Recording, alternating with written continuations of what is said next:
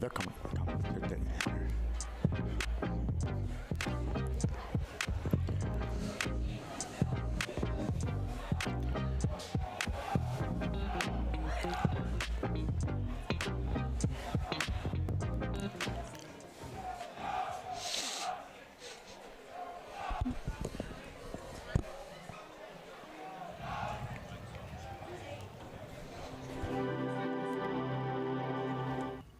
Sterling High School, Channel 19, winner of the National Emmy Award for the Best Live Game Broadcast. You're watching Sterling High School, Channel 19, serving Hynella, Laurel Springs, Magnolia, Summerdale, and Stratford.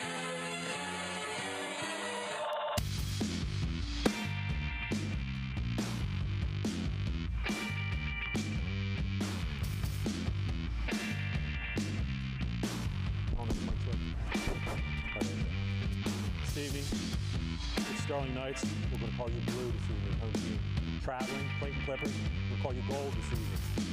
You're going to get the call, the coin toss, throw it in the air, green head, red tail.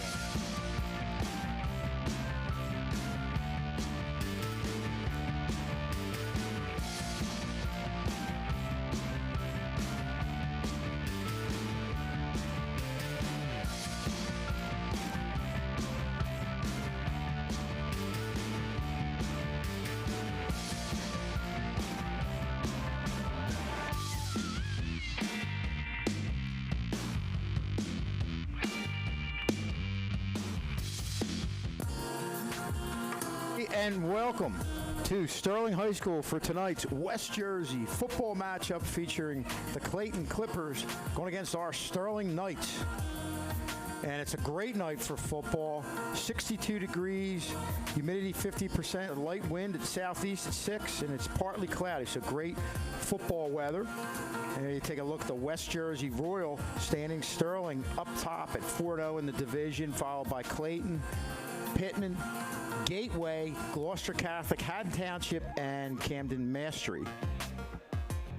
And this is a big game for the division title, so a lot is on the line here for both teams. Here you take a look at our stats, the matchups there. You've got Sterling with averaging 38 points a game, giving up 10, and the home and away 4-1 as opposed to 2-1. And the last win versus this opponent is 2024. Here you look at the overall numbers there. And you look at league numbers, 40-75, Clayton 41-77, home and away 45-62 for Sterling, 34-69 for Clayton. Last division title for Sterling was 2005. For Clayton, 1944. Been a long, long time. And Clayton Clayton leads this series. Obviously, they only have one game as a track record there, 1-0. Clayton won last year 33-7. Sterling has never beaten Clayton, obviously just have the one game. And we're going to have the players introduce themselves. Will Nicholas, Jr., tight end DM, Stratford.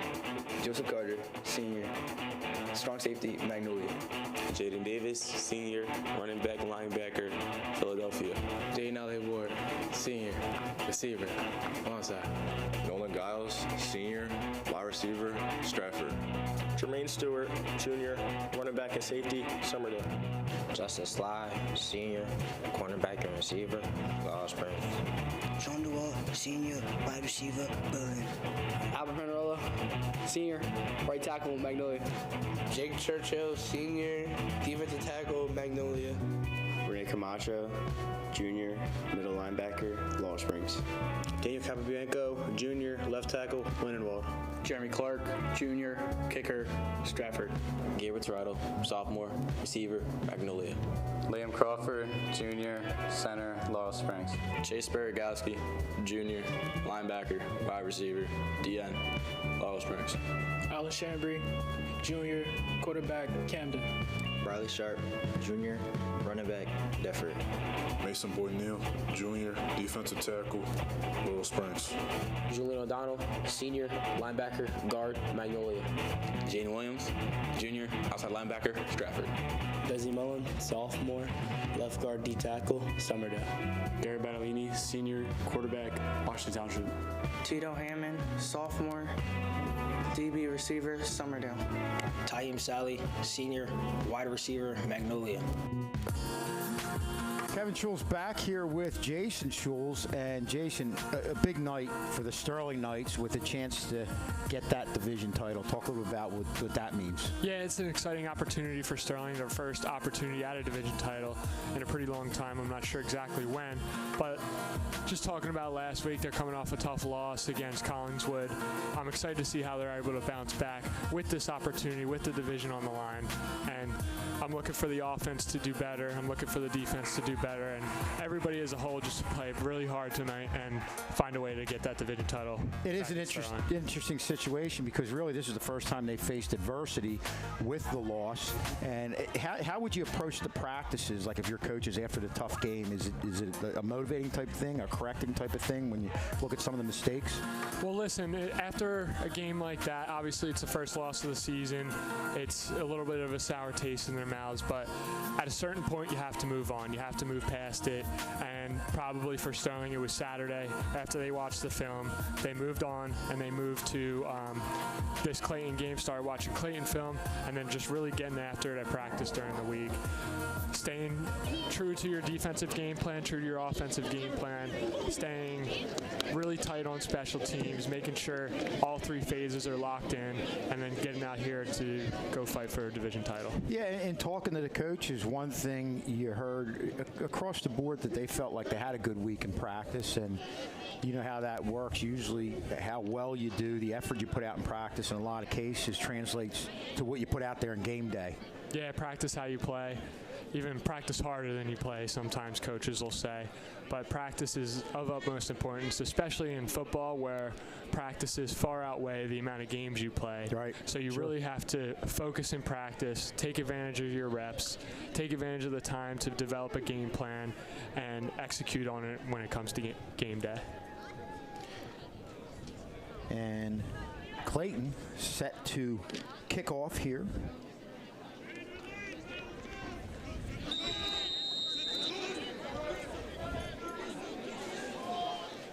Sterling to our left, Clayton to the right.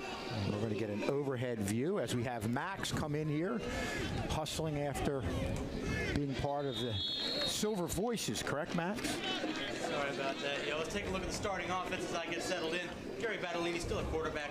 Tailback Jermaine Stewart. Receivers Taim Sally and Nolan Giles.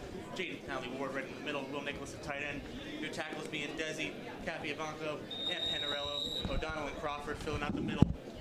this has been a really successful offense. Yeah, they've had a good season here, Max. I mean, they've been putting up points. We saw the graphic a little bit earlier. They're averaging over 30 points a game, and you'd like to see that here again tonight with the division title on the line. And Clayton coming off of their second loss of the season, Sterling coming off of their first, one to Collins, one to Overbrook for Clayton, that being 4-2. This has division title opportunities, as you just mentioned. It's really important for both sides as we get ready for the first play of the game. Shovel run. Find some room. We'll get about 7 or 8 yards on that one. Jermaine Stewart. Good job by Sterling with a real good offensive push. Didn't allow the linebackers to get over there. And, of course, Jermaine Stewart hit the hole quick and was able to get up the field for about 8. This Clayton team, when they lost last week to Overbrook, lost to mostly Russian. I don't think there were very many passing attempts. There we go. It's going to be a problem with the pass. Nolly Ward! Not even a minute in, it's 6-0. Let's go. That's awesome. A little bit of a pump fake action down to the bottom of the screen. Lefty cornerback biting on it. And then we got to, who was it? Jaden Nolly Ward. Right up the sideline, wide open for the 50-yard touchdown. We knew Sterling was going to be hungry going into this one after a tough loss. They've already cleaned their plate. They're asking for fourths 2 plays in. Yeah, and you can see on the replay here, watch Taim Sally really sell this. He goes 4 yards and then starts running back to the quarterback, acting like he's about to get the ball, and then the defenders end up biting on it, leaving Ollie Ward wide open. First PAT attempt of the night for Sterling. Jeremy Clark, someone I was just singing alongside with. Puts one right through the middle of the uprights, makes it 7-0. There's the scorer, Jaden Nolly Ward on the bench. Look at it one more time here. Watch number 4. He comes in, hands up, hands up. And then Ollie Ward just gets behind the defense and walks it in. It's a wonderful deep wave of hook route. And that's even a bigger sell when you consider what happened last week. You're thinking they're just going to do something simple to get into a rhythm, but they go up top and get the score. Yeah, and even shout out to CJ Barrett for the setup. They got a really good first down play, got it to second and short, knowing he has that opportunity, as I've talked about before. Second and short is a down the field opportunity because you have that third down to back you up on. So CJ obviously takes advantage of that. I mean, this is such a great reaction from the score as well. If we look at Jaden Nolly Ward, as soon as he crosses the goal line, it's all energy. Pure energy, pure excitement. Gotta love it. That's something that just pumps up the team after an unfortunate loss like last week. That's really good for their momentum. And let's go get a division title, huh? I mean, his route went straight through 2 defenders as well. It was not a complicated route, but a really well-designed play to get the ball into his hands and then get the ball past the plane and into the end zone for 6 points. This kick will go. Field around the 15. Try to make something out of it. Decent return. Around the 29 is where he'll be stopped. Look at their defense now. Robert Hamden and Justice Schley. The corners, safeties, Jermaine Stewart and JoJo Carter. Chase Spiragowski, Julian O'Donnell, and Jermaine Stewart also running a linebacker. Then the line's a little different. We've got Nolan Giles and Will Nicholas on the D end, Mason Neal Boyd, and Renee Camacho taking over at the D tackle in place of one Jake Churchill. An interesting shift, but I'm excited to see where it goes. Yeah, let's see. We want to see how the defense responds. They unfortunately put up a lot of points on the board, or allowed a lot of points on the board last week, but I'm excited to see how they battle tonight and go out there and try and get a division win. 1st and 10. Quarterback run. Drop the ball. Recovered by Clayton. But it looked like it could have been a rocky start. Yeah, almost a big break here early on. You saw, I believe that was Camacho. Yeah, he punched it right out as he was running. It's Julian O'Donnell, number 50. Or Julian O'Donnell, sorry. They kind of got like 5 extra yards because of that fumble there. 2nd and 2. They look to hand it off again. Another run attempt. There you go. Good hit, Jermaine. Stuffed.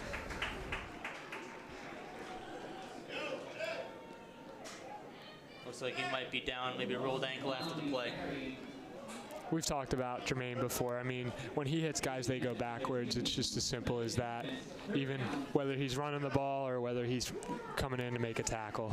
I mean, that was a rough kind of sandwich hit. If we take a look at it again, he gets caught up by O'Donnell on the bottom and then gets slammed by Stewart. And early on, they're controlling the line of scrimmage. You see them right now with, the only reason they advanced the ball was on the fumble ahead. But if you look, you're not seeing what you saw last week where guys were getting pushed back. And again, I think that's something these guys, I'm sure, were drilled on, and there was definitely points made on that. Just get your hands on their chest, control the offensive lineman. Let the linebackers make the play. If you're a defensive lineman, you make a tackle, that's a bonus. Create that space for the linebackers behind you. Being stopped at the line of scrimmage, a 3rd and short. He'll hand it off again. Trying to push through, he will. Gets a little more than a first. 43-yard line. Yeah, you're going to see up front, again, we just talked about that with as you look them go to the right-hand side, Rene Camacho, usually a linebacker, is moving up to tackle. Clayton's team doesn't pass a lot, so they're putting more up there, and we're going to put Jermaine Stewart more like a linebacker now.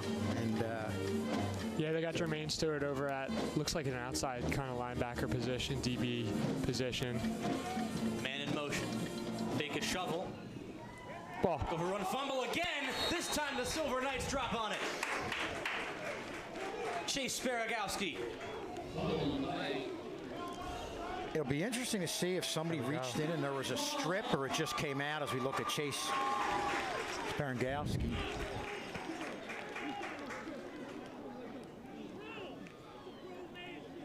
Looks like Will Nicholas maybe got a hand on it during that scuffle. Looks like, yeah, that's actually a really nice tackle by Will Nicholas. I talked about it before, but coaches call it biting the ball. You bring it in, you tackle with your shoulder, but you put your face mask on the ball, try and get it out. Especially since you had him wrapped up, you saw other defenders coming in, and how many times do you see where whoever wins that turnover battle ends up winning the game? Mm-hmm. More often than not. 1st and 10 now. Ball around midfield. They'll hand it off to Stewart for the 2nd time this game. He'll get a couple, but gets dragged back late in the play. Yeah, Clayton's defensive line did a good job of keeping the hole pretty muddy there. Not a whole lot of room to move for Jermaine Stewart there. You saw there was an edge rusher that came in on the left side of the screen, had no one ready for him because they had moved Desi Moen in to help block for Stewart. They took full advantage of that. Desi, we learned last year, gets put in at fullback every now and then. Now 2nd and 8. A look to throw for the 2nd time this game. Looks for his man again. Some good defensive play by Clayton there. Yeah, nice play getting a hand on the ball there by number 13. Coming across on that seam route. Had him up the seam, maybe a little bit behind him. And then Clayton was able to get a hand on the ball and bat it down. There's a lovely full extension as well on a play like that. Maybe out of desperation, but he knew he had to get a hand on the ball. Yep. Good thing, though, you're seeing on that play is that they're giving Battle Eating time to throw, and that's obviously going to be a big thing tonight. 3rd and 8. Not the ideal positioning. They'll hand this one off. Stewart finds a way through. Gets to about the line. Might be a 4th and inches kind of area.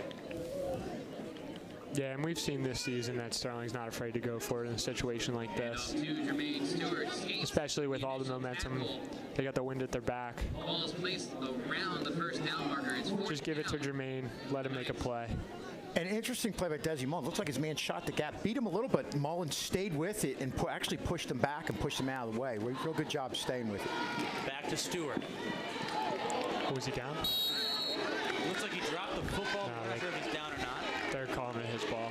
They're signaling. They're going to say it was after the knee was down. Nah, they're saying it's Clayton's. Look, he got number 1 with a strong rip. Yeah. Wow, it's bang, bang. It's close, but it's a good strip play to try and shift momentum back into the Clippers' favor. It's a big kid. Oh, yeah. Yeah, he just had his hand on the ball the whole time and ripped it right before. Oh, man, that's so close. Tough call for the refs, but. Especially when it's a pile-on like that. 6 goes in motion. They'll hand it off again. And they'll flake the handoff. Quarterback had a bit of a triple option there. The looks of it. Yeah, and that's where you have assignments, and somebody's got that quarterback. Looks like they got sealed inside and got around the edge, and they really did a good job cutting off the linebackers, going to the outside. And just like that, Clayton gets a first down at midfield. Yeah, right there, the quarterback has a read on the contained defender, and if he takes a step inside, he just keeps it, and he's got a blocker with the motion running ahead of him.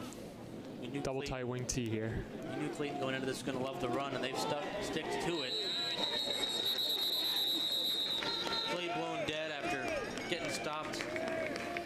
There you go, Kev. Another shout out to the defensive line. I'll shout out Coach Dallas as well. I know he was pretty fired up after last week. He's got his guys ready for tonight. Yeah, that's what we've seen so far, doing a decent job, not making sure they're not getting pushed back and not allowing the guards to get to that second level. That was an immediate shift as well over to where the runner was. 2nd and 11 now. Again, Clayton staying with this double type formation. They're going heavy. Hand it off again. It's a nice gain. Looks like it might be around 3rd and 3.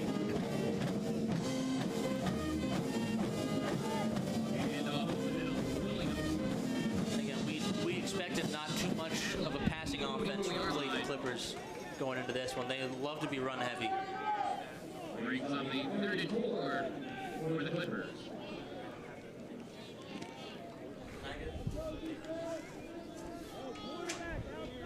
I mean, their passing has been. They don't have very many passes on the year. If we take a look, 4 completions, 13 attempts all year. Wow. And as you can see, they're actually going to, like I said, they're going to this double tight, and they're putting 2 tight ends to the near side at the moment, which we talk about the passing game. It makes one of the tight ends actually ineligible because they're both on the line. Because if he's covered up, he can't go down the field and catch a pass. So they're almost taking away a receiver and plugging him into the run game just because that's their identity and that's what they're looking to do. And I don't think that they care if the other team knows it. Such an interesting paper to look at. Their only receiving stats are 4 completions for 142 yards and 2 touchdowns to 1 receiver. So that run gets through a couple of people. Their rushing, on the other hand, they have 12 different rushers on the year, a combined 1,585 yards, and 20 rushing touchdowns on the year. Yeah, you got to look for Sterling's front 7 to step up tonight. All the way through the D-line, which we've talked about, right to the linebackers.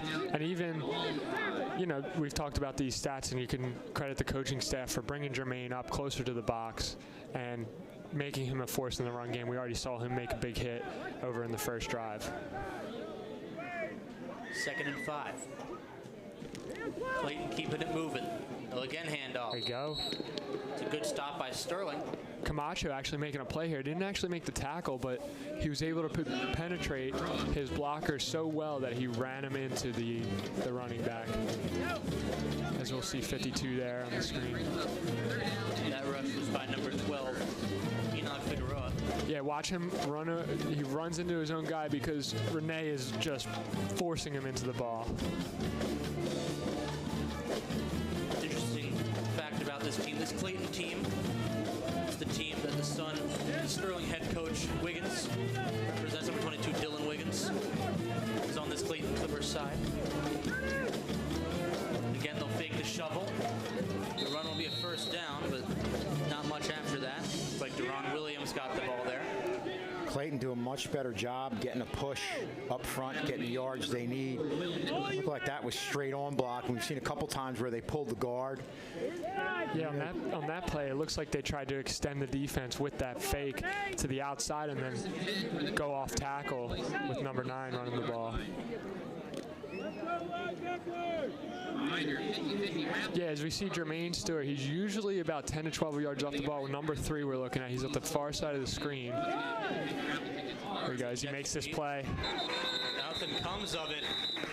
Yeah, it's interesting because they have him at cornerback. Now, normally, against other teams, he would be almost too far out of the box to even be anywhere near a run play.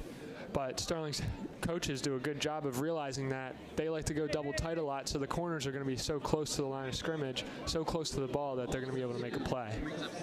Just like almost we saw like here. an outside linebacker. Exactly. Willie Weathers, sophomore, couldn't get much of anywhere there. And now a 2nd and 12. All about the 29. Double tight to the near side, wide side. Hand off again. Mullen can't quite get his hands on him. Jaden Davis will make the stop instead. They force a 3rd and long. 1 yard breakdown, right? It'll be interesting what Clayton's offense goes to here on the 3rd and long. Obviously, 4 completions on the year. That's less than 1 per game. So hopefully we keep it under that. I'm under the impression all of those attempts were about maybe 1 game at most 2. Could have been, especially if it was like out of reach or something.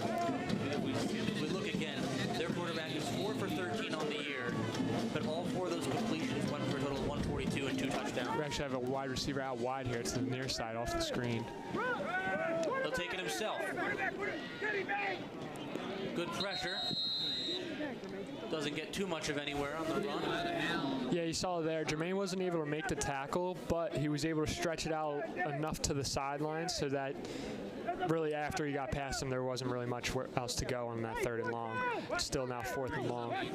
Yeah, just a case where the longer you make that play go laterally, the more time your defenders behind you have a chance to come up and make the play.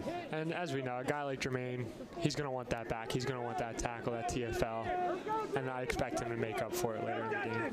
Put the quarterback, Gabriel Hill, in a tough position. And 4th and 10, they're going to try and run for it. Count it.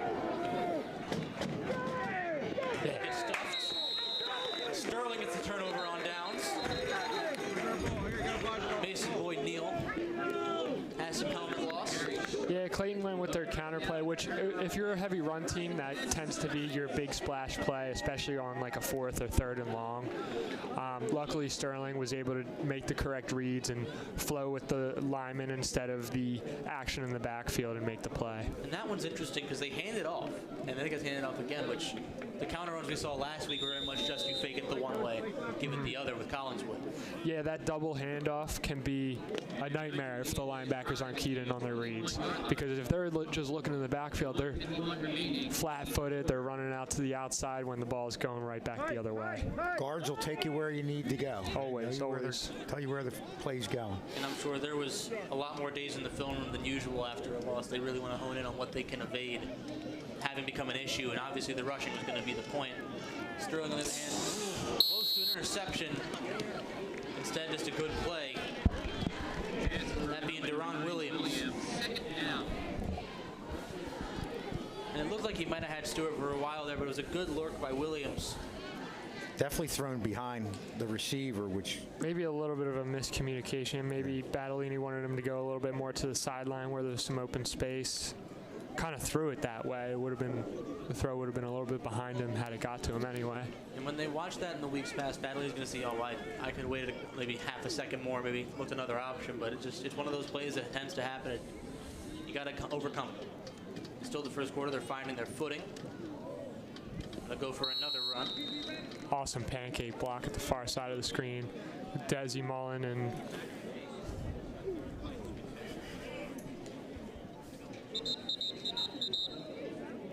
Water. Now you go.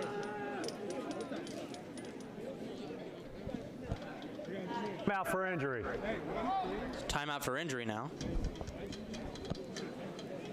Not sure for which side.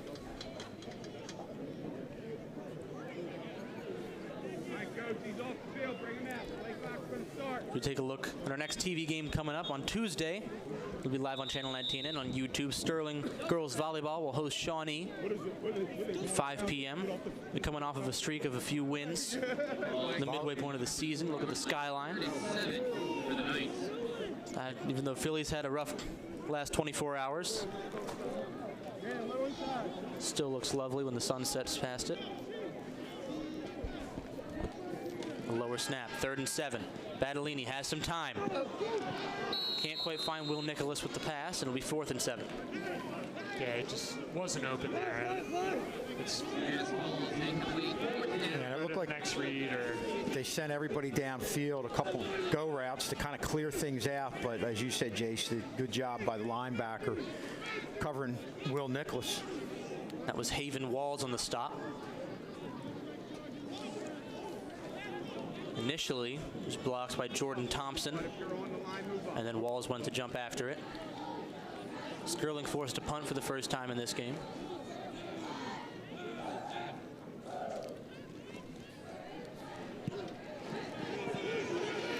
It's a rough punt. Get him. Oh. Dropped down around at the 47. And Clayton has some great field position towards the tail end of this first quarter of play. Bowled by number 6 there. You gotta let that one roll. It's not a good punt. There's no reason to touch it. And the bounce is down at the 43-yard. Still 7-0. For the Clippers. Within the first minute, a huge impact play by Sterling, but not much to speak of after that. Yeah, right now, like I've always talked about, the big play scoreboard, I got Sterling up 2-1. The 2 fumbles by each side, and of course, our long 50-yard touchdown pass to Ollie Ward. Something to keep an eye on moving forward in this division title game. 43-yard line, 1st and 10. They'll shovel it off. Good wrap up by Nolan Giles to make the gain minimal. Tackle is made by number 7, Nolan Giles, at the 49-yard line. Yeah, you saw you had contain out there, but it was a little bit too wide. You want to force that contain in, force the cut back towards the middle. That just is out way too wide. By the time the backer gets him, he's upfield for about 6 yards. A lot of coaches say you don't want to receive the block, you want to initiate. Yep. Go in there and initiate the contact.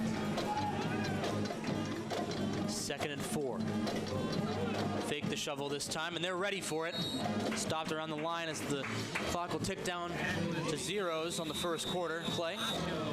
Missed a penalty there. We got 2 guys in motion. Nonetheless, didn't impact the play all too much, as we'll see as we head into the second quarter. Sterling up 7-0 as we head into our first short break of the game.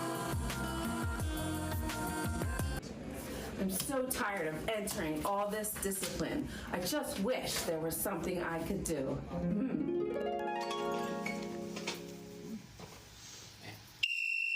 We've got illegal use of the phone. Report to VPO. Just signing the Minga. No.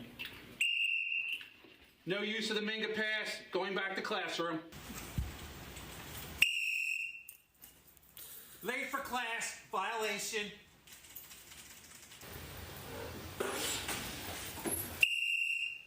Illegal wearing of the hoodie, gray hoodie, that's a violation. Falling asleep in class, that's a violation. How many times am I gonna have to tell this to you? Clearly more than that, old geezer. Personal foul, speaking mean to a teacher, that's a violation.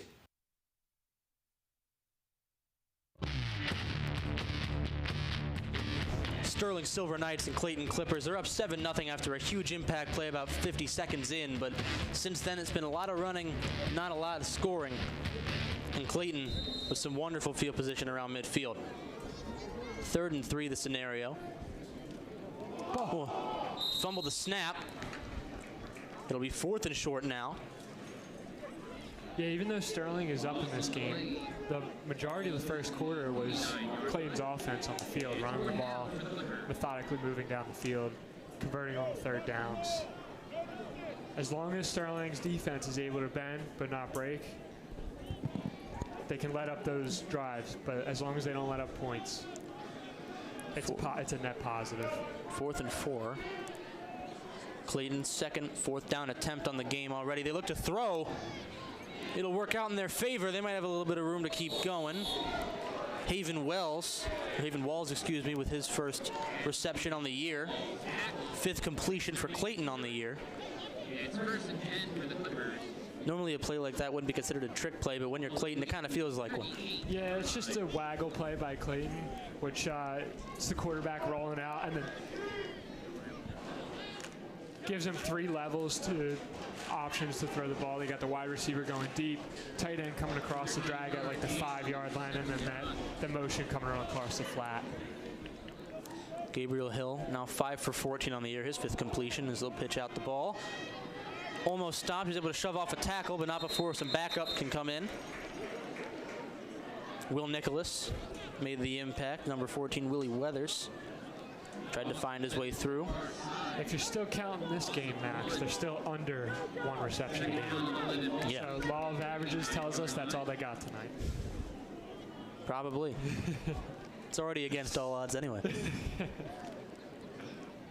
So there's actually Camacho assisting on a tackle.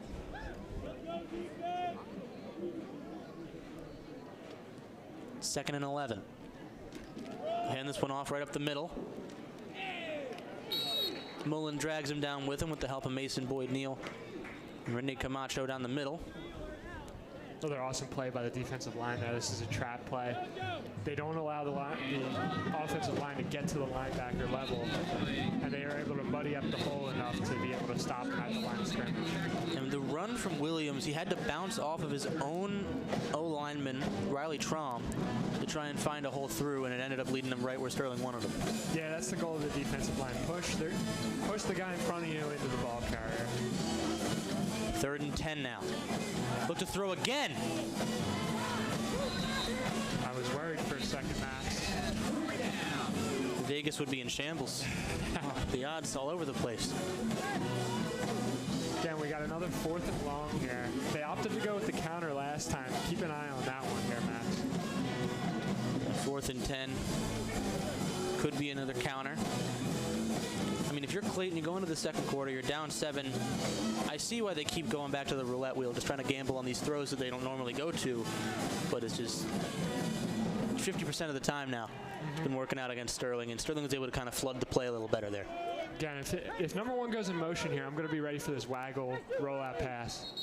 Yep, they were going to it too. Yeah. There's a marker on the field. Prior to snap. False start. Offense. Number 4. Remains 4th down. Well, Clayton's job just got a lot harder. Is false start called. 5 yards further from the goal than they needed. 4th and 15. Timeout. Sterling. That is their first of the half. Sterling takes their first timeout. Shout out to the tech crew with the officiating. Mike, it's really definitely professional. It feels like you're at an NFL game. It's good for the fans that are here and also good for us as well, as the people at home can hear everything. Take a look at the next few games for the football schedule. We got away games to end out the regular season, visiting Lindenwold and Haddon Township, and then we're not sure when, but there'll be some sort of consolation game, possibly either home or away for Sterling. They won't be able to qualify for the playoffs, but still, they'll get to play another game, whether, again, that's home or away, we're not sure. So as far as, Max, you just talked about the PowerPoints, as far as that goes, with the schedule that Sterling plays this year, they're playing a lot of teams who don't really have a lot of wins. So in order to earn PowerPoints, if you beat teams with a lot of wins against other opponents, that's when you really earn a lot of PowerPoints. But unfortunately, a lot of Sterling's wins have come against not so good teams. So it's almost like you have to go undefeated for the entire season to get to that playoff status. They'll still go for the throw, choosing a different route to go to. Doesn't go much of anywhere. A long dart of a foul thrown. What is that? What's that for? And they're not sure we're not sure what's going to be called on here. Didn't see anything blatant. It's almost in the area of a defensive holding, but I don't know. I didn't see anything. That they might try to make an argument for maybe some sort of PI, whether it's OPI or DPI. I'm not sure. I didn't see much of it though. Yeah, we're gonna have to check the replay if we end up having one. Okay, so they're marking the ball. No signal yet. Passing interference they're calling. Going to call it DPI. Let's see this. Defensive pass interference. Number 52. The foul results in a first down. Just trying to focus on Camacho as this replay comes through. Number 52. It almost looks like it wasn't even on. Oh, he knocked down the receiver that was not even being targeted. Yeah. So some would say uncatchable. You can call me some if you want, Max. Nice to meet you, some Schultz. I mean, I do see where the refs come from. It's very possible like it happened as the ball came out, as the run will go for nothing, but it did feel like a later flag. Yeah, I mean, it was the other wide receiver that wasn't even targeted that they called the offensive passing interference on. There's some movement there. That's flinchy too. I don't know. There's been a lot of these sort of pile-ons on these run plays, and I think Clayton kind of hopes to even draw fouls from those sort of situations every now and then. Yeah, I mean, it's clearly their identity to run the ball. I don't think they care if 1 or 2 plays get stuffed at the line of scrimmage. They're going to stick to it regardless. 2nd and 8 now. Around the 26. It's a good run from Walls. It looked like it was from Walls. It will be. Yeah, just a simple power run with the linebacker and the left guard pulling into the hole, trying to get numbers in the hole. Sterling was able to make a decent play here. Looks like number 50, Will O'Donnell. Julian O'Donnell. Yeah, he's just able to scrape in between those linebackers and make the play. 3rd and 3 now. They'll look to hand it off. They drop the ball. Jermaine Stewart falls on it. A 3rd fumble in this first half collectively. 2nd for Clayton. She was actually their 4th of the half. Just a bad handoff, bad exchange in the backfield here, and it ended up bouncing right into Jermaine's lap. I mean, yeah, it really looked like the running back didn't have much going there. He just kind of let go of the ball. He didn't have full control of it at the end when Jermaine landed on it. Sterling now, I mean, if we've seen them be able to capitalize off some good field position. Now they have to capitalize off of these turnovers, which we haven't seen just yet. 1st and 10 on about the 20-yard line, maybe a little bit before. They'll hand this one off to what looks to be Josh Hernandez. And I got a couple up. No, that was still Stewart. 3 and 5 are similar numbers. Got to give credit to the defense there. They gave up a long drive, but like I always talk about, bend don't break. Even though it was a miscue by Clayton's offense, Sterling just extending that drive, waiting for a mistake to take advantage and get your offense back on the field. 2nd and 8. Battolini looking to throw. Yep. Dumps it off. Has Giles, and he's on the move. Got tripped up, but not before a lovely gain to give Sterling some more to drive with. Nice tunnel screen up the seam. Sterling has had a lot of success this year with this play, getting their linemen out in front of the playmaker, making some blocks, and just getting chunk plays. C.J. Barrow has not been scared to throw the ball tonight. Not at all, and I think that's definitely what they need to do, because Clayton and their drills are going to be used to defending the run as much as they are running it on attack. A few runs, but there is some dirty laundry out on the turf.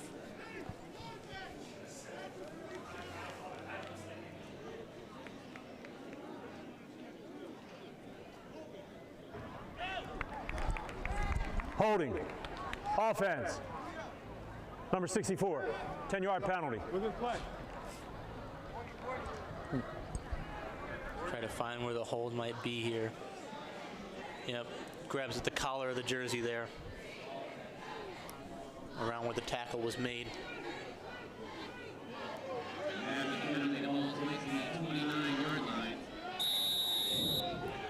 A.J. Panarello got called on that one. Now a 1st and 19.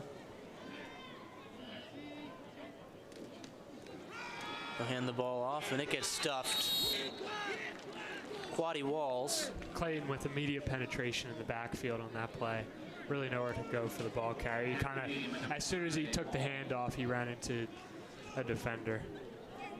Brings up second down for the Knights. 6:35 remaining in the second quarter. Yeah, it's just not. It's not a common stopping point. It's Sterling now 2nd and 22. The situation. Definitely a screen opportunity coming here. Maybe across the middle. Ollie Ward makes a shift. All right. They'll make a run. Taim Sally on the move, still fighting. It's to about the 38. It's a much-needed gain to make this third down a little more manageable. Yeah, like you said, Max, that's a good chunk play right there on 2nd and 20, just to make it to a 3rd and 10, make it manageable, and even give yourself an opportunity to potentially go for it on 4th down here, keep that drive going. It's a play we don't see Sterling do often, is those sort of flip runs. Yeah, I think that was a new one as far as I've seen. Excited to see what else CJ's got up his sleeve tonight in a division title game. 3rd and 9. Battellini looks to throw. Little overthrown to Sally. And now 4th and 9. Yeah, this is a tough one. Gonna have to punt here.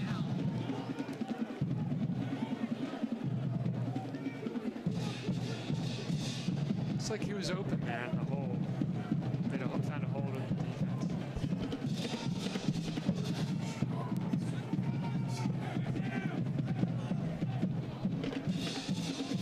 Now Sterling forced to punt a 2nd time. Much better punt than the previous one. A fair catch called around the 25. Yeah, it's a pretty good punt. I think he just miskicked it on the last one. He seems like he's got a nice little leg. Clayton with about 5 minutes to work with for the halftime break as we look over some of the surrounding towns and grayer skies as the sun fades out and the lights get brighter here on the turf. It's been a chillier week this week, Max. Winter is coming. Couldn't be more excited.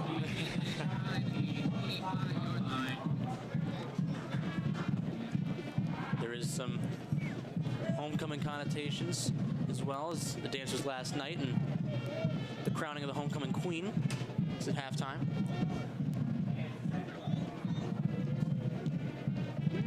Another jet kind of run.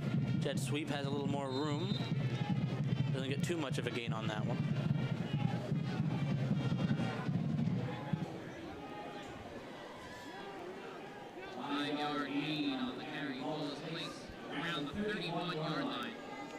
What I don't love about how they sell this is as soon as the ball gets handed off, the quarterback doesn't keep going. And especially at this point, Sterling's able to observe, okay, they could go anywhere with it. Why not try to sell them on the opposite side? Yeah, that's a good thought, Max, especially in like an offense like this wing T, double wing T offense. A lot of what you need to do is execute your fakes. Quarterback, there's often multiple running backs in the backfield. They often execute their fakes in order for a lot of plays to work, or even plays that can go for even longer if a fake is executed perfectly. I mean, we saw Sterling do it earlier with that hook route from Taim Sally and ended up having just a go route ready. So we know they can work, especially for both offensive schemes. It's just they haven't been able to utilize it to their full potential, Clayton. Yep, it's just all about discipline, making sure you're doing your job and finishing every single play. 3rd and 2, ball on the 33. Hand this one off up the middle. It's a good stop. Looks like they got the first. They will have gotten the first. To a short, productive run. Yeah, it seems like Clayton's okay with that. They're very content with slow, methodical drives. 2 yards here, 3 yards there, 1 yard here, and then 5 yards on the next play. And it's just the identity of their offense as we've seen in this first half. And I think after watching some of what Sterling had trouble with last week against Collingswood, who loved to just kind of drain the clock with these longer, short play drives, they know they can utilize that and tire out the Sterling Knights a little bit. A good breakthrough run comes through. Only one man can stop him, and he will. But number 12, Enoch Figueroa, Lovely run. Yeah, again, like I said before, that counterplay in this offense is that big splash play for Clayton, and they were able to execute it perfectly there. Wide open hole for the ball carrier to run through, and then it's just a race at that point. 3 minutes to go with the clock stopped. Again, that double handoff, like you said earlier, Max.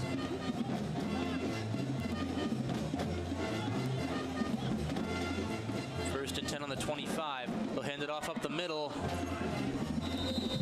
We'll get some yards. About a 2nd and 5, maybe 2nd and 4 situation.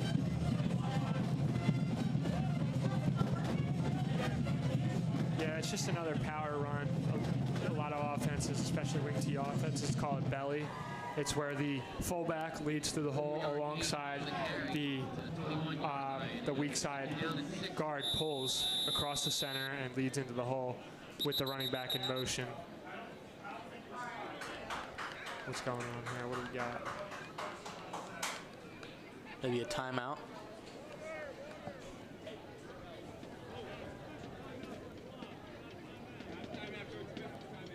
They're calling a timeout for the clock.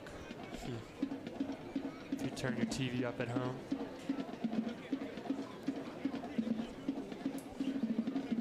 Both teams taking advantage and huddling up with their coaches, though. And we see the clock. I'm not sure what's going on here. We got the other clock official in our booth. Well, regardless, we see some of the fans. They have some signs, which we've got the coach's birthday. Oh, wow. How about that? Coach Des Wiggins. Hopefully he can go get a division title on his birthday. Happy birthday, Coach. Imagine going home. We mentioned his son is on this Clayton team. Imagine going home and you get to see your son. And it's like, who's the champ? Who's the champ in the house, huh? Who's the champ? Somebody, one or the other. They're bringing a division champ home either way. Especially if you're Coach Wiggins. You get home. Do you feel pride or just why would you do that to him? I'm sure there'll be some type of back and forth once they get home. I get home, I ground my son for winning. All right, I guess we're back on the clock. Looks like just about nothing changed there, Max, but keep rolling. A few seconds shaved off. They'll run right up the middle. Got plenty of space. Tries to break off a tackle. And they're in red zone territory. They're in first and goal territory. Tackle right there, Max. That was the last line of defense. He was scoring if that tackle wasn't made there. Again, I'm going to talk about Sterling's defense. Bend but don't break. You have an opportunity here. It's first and goal, but it's as long as it could be for a down and goal situation. Tackle was made by Riley Sharp. At this point in this drive, Sterling, who wants to make a play? Who's going to be the one? Ball's on about 9-yard line, front the 10. Showing blitz. Went to run up the middle. It's stuffed up before much can happen. Now 2nd and goal. Diesel. And Desi Mullen has been really good at, these are the improvements that we were hoping for out of his last season. He's shown these flashes last season. He's really been acting on them throughout this sophomore year of his. Yeah, playing both sides of the ball. Really been a workhorse on both the defense and offensive line this year. And he's such a confident kid as well. Whenever I talk to him about, what are you going into this next game thinking about? He says, I'm thinking about winning. There you go. That's what he wants. But interesting play. He'll get taken down. Jermaine Stewart assists what looks like Jaden Davis on the tackle. A little bit slow to get up, but he's all right. Jaden Davis flying across your screen, finds a gap in the blocking and just shoots it and is able to track down the defender, and Jermaine is in. For injury. Might have messed up his ankle a little bit. I don't like to see that. No, if we try to look at what might have happened here, might have just landed on it. Which is not what you want to see, but. Go. Back in, all right? Try and see one more time what might have happened here. That cannot happen. Do not let those guys tee off on our back. Remember, his knee might have gone down over the ankle of Stewart there, which... Yeah, hard to tell. Definitely was reaching at his ankle, but... Yeah. Not something you want to see as we take a look at the next 2 TV games coming up. October 6th. Already happened. That was the last few where we saw Seneca get beaten at the Castle. Then West Deptford lost 2-0. And if we take a look at football schedule once again, they'll visit Lindenwold come next Friday. And then the Friday after that, they'll visit Haddon Township. And then they'll play their consolation game whenever, wherever, a little bit later on after that. Then don't break. 3rd and long. 3rd and long. Mentioned. Counter run. That's what got him here in the first place. This time it gets stuffed. They'll probably end up going for it, as we've seen before, but if I'm them, you got a minute left. You got your timeouts. I'd say just take the 3 if you know you can. Well, we're not too sure about Clayton kicker. Yeah, I don't know. They haven't scored. They haven't gone for an extra point yet, so it looks like their offense is staying out of the field. Again, I'm calling out the Sterling defense. Who wants to make a play on this 4th goal? I mean, if you're Clayton here, it's kind of uncharacteristic, but it looks like you might have to throw here a 4th and 8th with only 30 seconds left on the clock if you really want to get out there. That's right, Gavin. It's not. This is where their identity kind of gets blown out the window. You can't really tell what they're going to go for in a situation like this. Fits that saying, desperate times call for desperate measures. You go for what you know will work in the situation. Clayton takes their first timeout on the half. First timeout of the half. 17 seconds to go in the half. Yeah, with 17 seconds, generally you're thinking about if we run the ball, is the time going to run out? We have timeouts, but it's 4th down. That is the pressing issue at the moment for the Clayton offense. And also, it puts pressure on the Clayton's offense for Sterling's defense. So Sterling, like I said, bending but not breaking here. They have a lot of excitement going into this play, knowing that the pressure is on the offense. And they have to score to tie the game. Saw at the top of your screens a moment ago, a sliver of the sun still there. The grayer sky is taken over as we head into nightfall. Clayton with the ball on the 8-yard line. I mean, if I'm right, doesn't Clayton get the ball in the second half? They do start with the ball. So, I mean, if you're Clayton here, you're really going to want to score, get it up tied 7-7, so then you can come back down after halftime. What do I call it, Max? They're looking to double-dip the chip. That's what they're looking to do. Score right before the half and then come out go right back again. Do it again. Take the handoff. The pass we expected. Flag right at where the... There'll be a flag. They might call another PI here. And he had a receiver open in the end zone at the second level. But it looked like it's one of those plays where he rolls to his left and then throws back right. If we look again from the drone, he has someone way open on the right. Yeah, number 6 was open. Sent it. Defensive pass interference. Number 0, half the distance to the goal line. Repeat, 4th down. As we watch number 0 on the left side of the screen with the black helmet, he's coming across, kind of sees the defender, puts his shoulder into him just a little bit, even though it's not that much. The ref was right there. Throws the flag. Sterling calls a timeout. Kind of more like a rough block from their tight end in Clayton. Timeout Sterling. That is their second timeout of the half. Now, as I was saying before, 4th down was the pressing issue for Clayton's offense, but as we're now at 12 seconds remaining in the half, and it's a 1st and goal. Is it 1st and goal? Or no, it's repeat 4th. It's repeat 4th, repeat but 4th. Okay. Halfway. So then 4th down is the most pressing issue at the moment. Half a yard away from the goal line now. It's... I call it push territory. It's what it is. I mean, if Clayton ends up scoring here, it's going to be something Sterling's going to want to talk to them about in the locker room with these defensive PIs. And if they score here to bring it up 7-7 or 7-6. And if you're Sterling's defense here, on the previous play, it was a 4th and long, 4th and 10.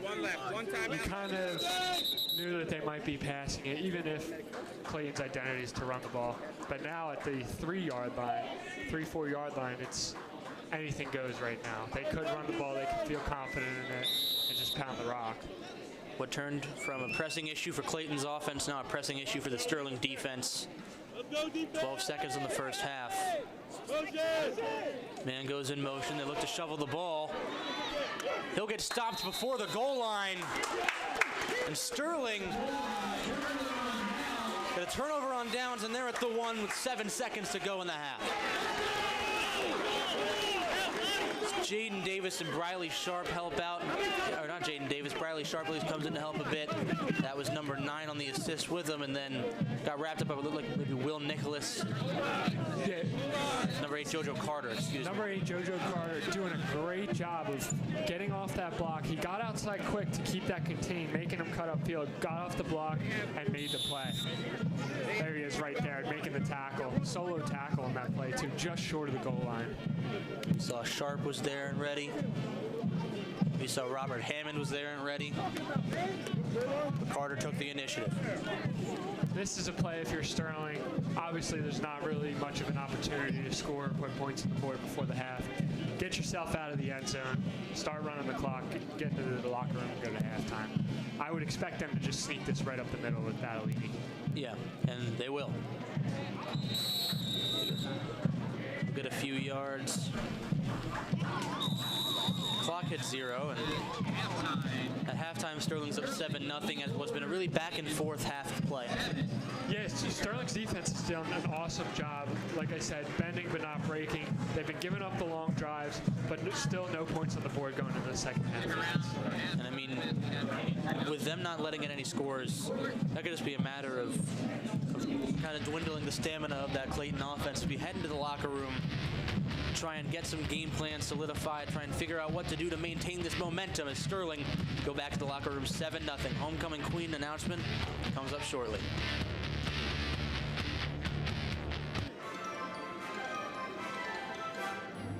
Douglas. Here. Brody. Here.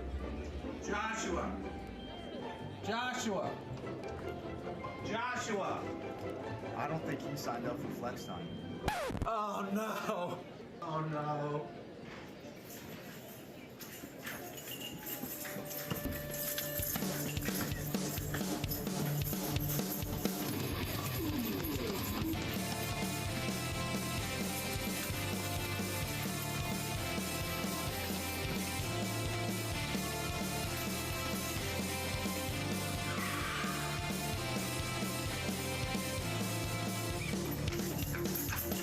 Oh no, I'm too late.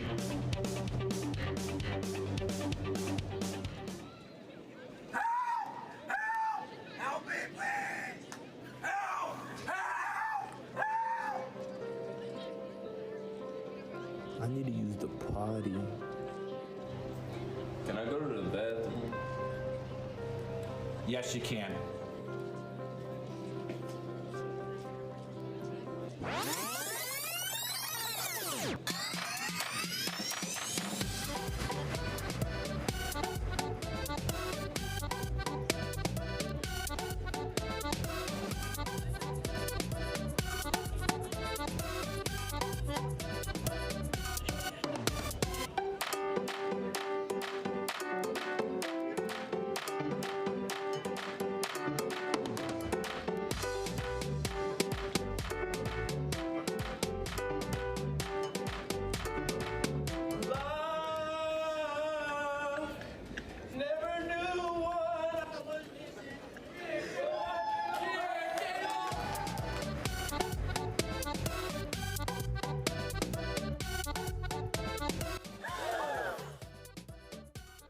I wasn't even gone for that long.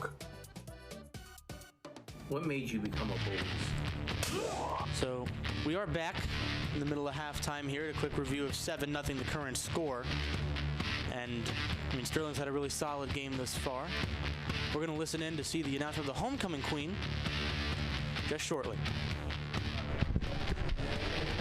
Ladies and gentlemen, please welcome our 2025 homecoming queen, Camilla Revedas, being escorted by our principal, Jared Claiborne, to the field as we prepare to crown our new homecoming queen.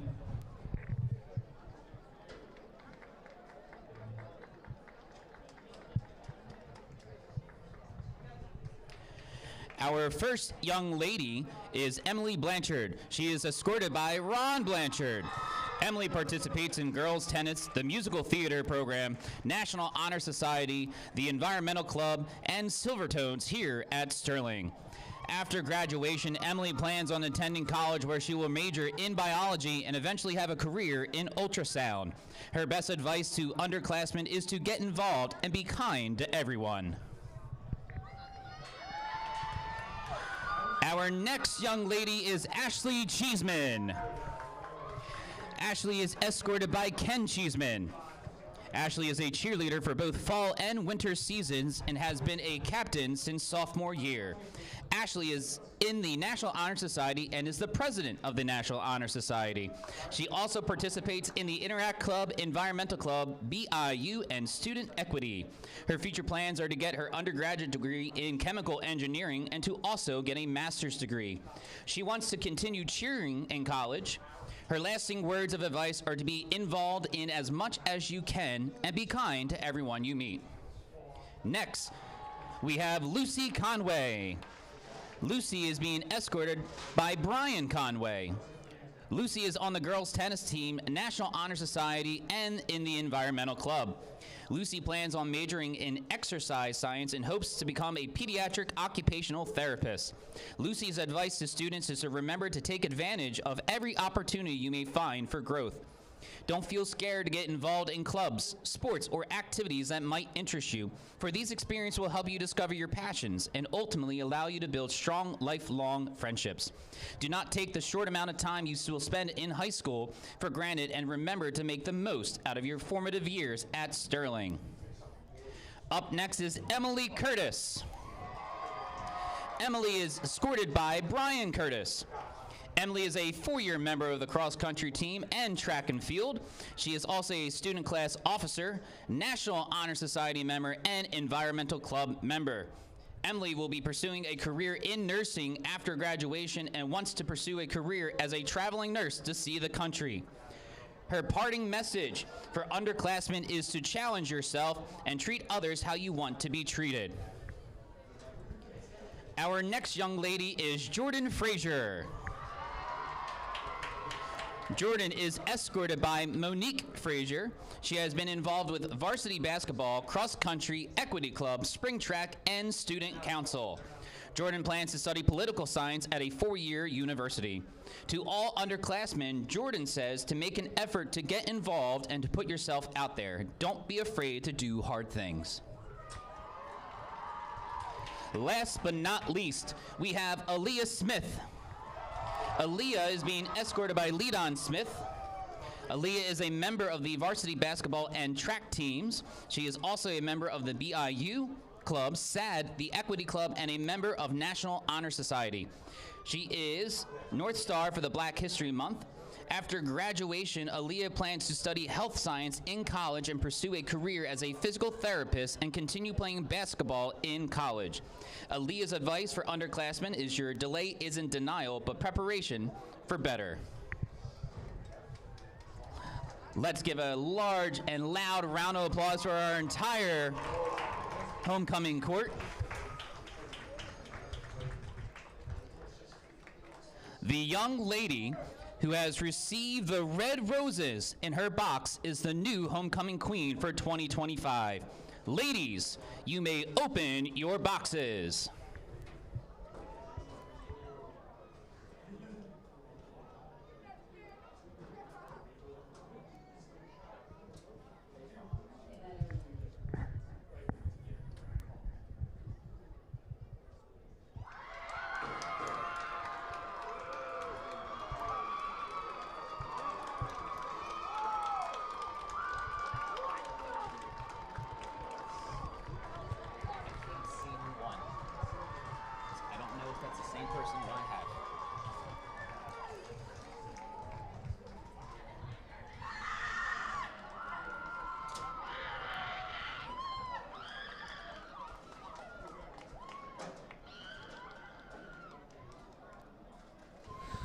The winner being Emily Blanchard on the year, 2025 Homecoming Queen. So it's been a lovely ceremony, a well-chosen court. A lot of involved people. A lot of people to look up to if you're in the underclassmen group of things. Congratulations to Emily Blanchard on her title of Homecoming Queen on this year. And we'll take another break as we're ready and waiting for the third quarter of action to start soon. Once again, Sterling up 7 over the Clayton Clippers as we head into the latter half of the break. Yo, what's up? How the you doing? Oh, good, I guess. What have you been up to? Oh, you know, this, that, everything. You know, like, yeah, of course. Yeah. Well, it's nice seeing you. I'm gonna get going now. All right. Out of here. I'll see you. Hey. Hey, Roddy. Is that Brody over there? How's he doing? I don't even know.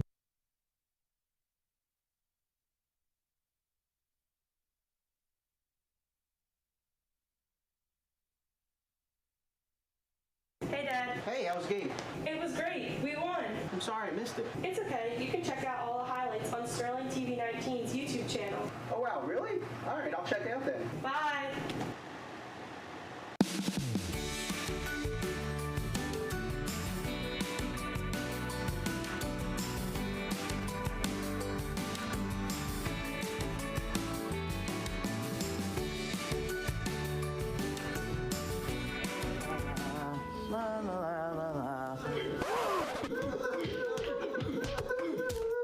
Hey, stop that, bully!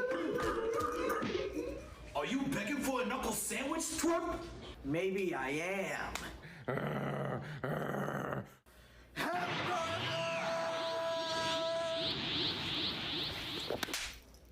Nice try, twerp. Please, Hamburger, please help me. He's bullying me. You're right. I need to help you. I'm the anti-bully.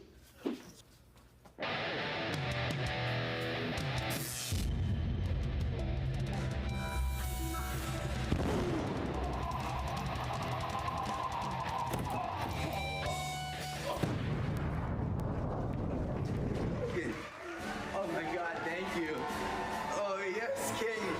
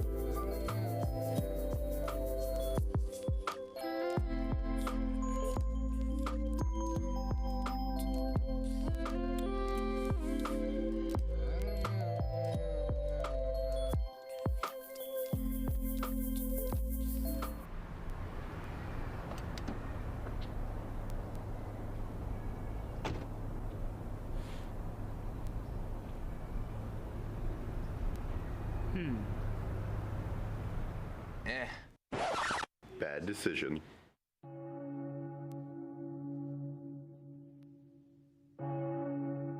Not wearing a seatbelt while driving increases fatal injuries by 78%.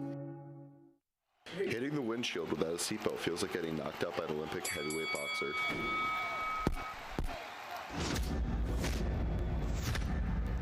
Four times.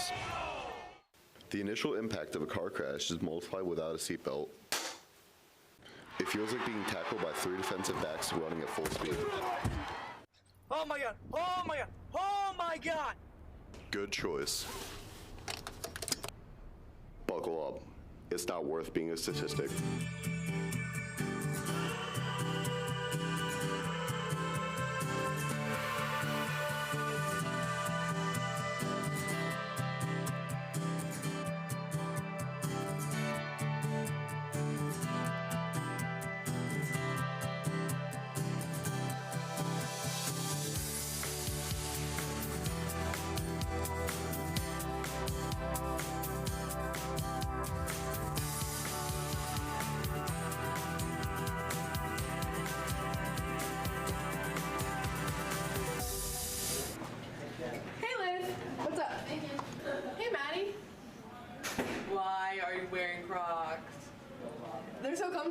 really get a pair.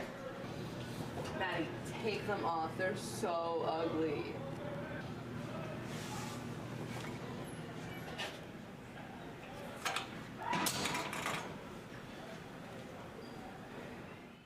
Three days later.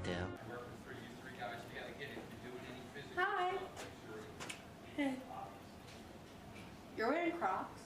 You're wearing sneakers? I thought you said those were ugly. Well, I guess they are kind of comfy.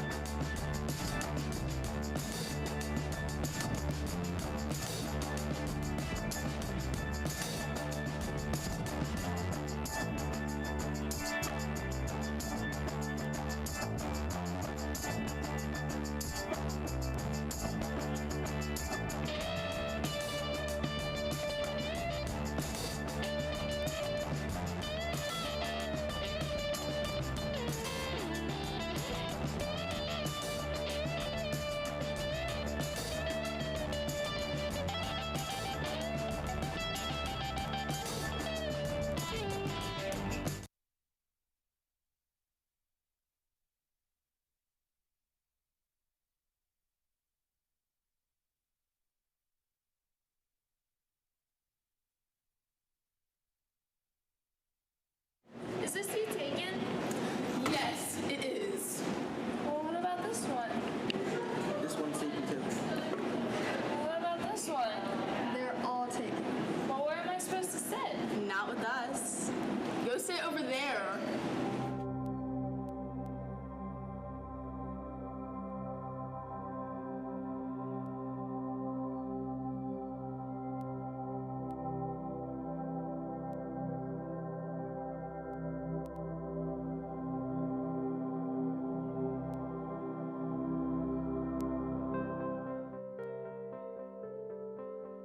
I need to use the potty.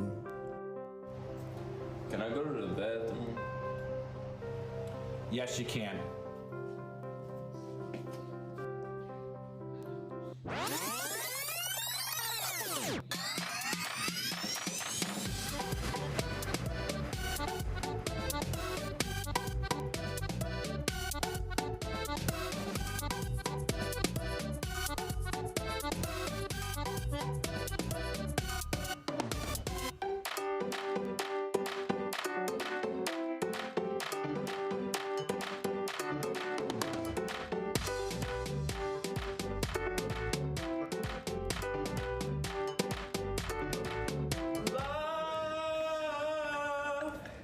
Never knew what I was missing.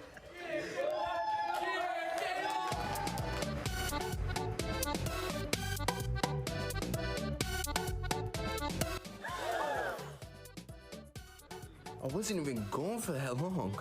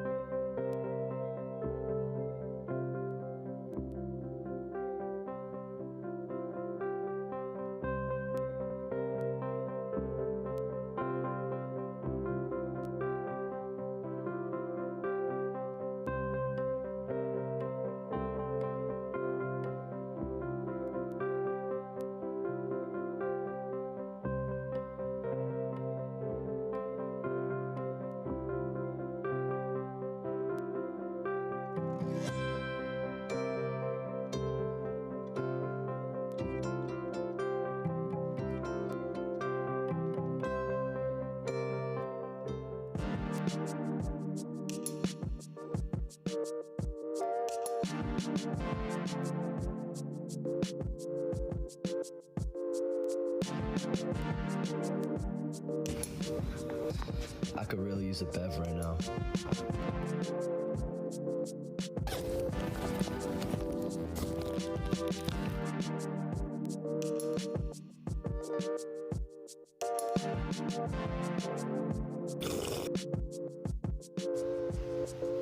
Brayden, how many times did I tell you not to bring drinks to the classroom? Just water?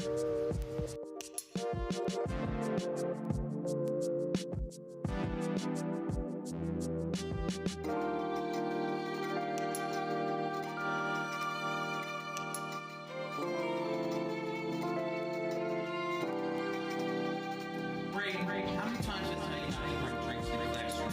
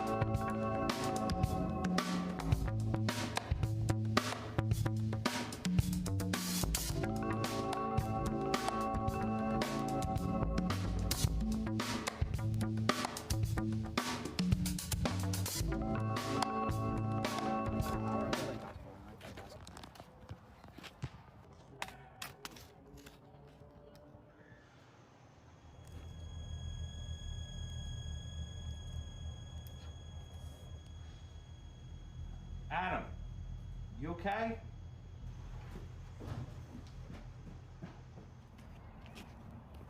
Hey, are you guys serious?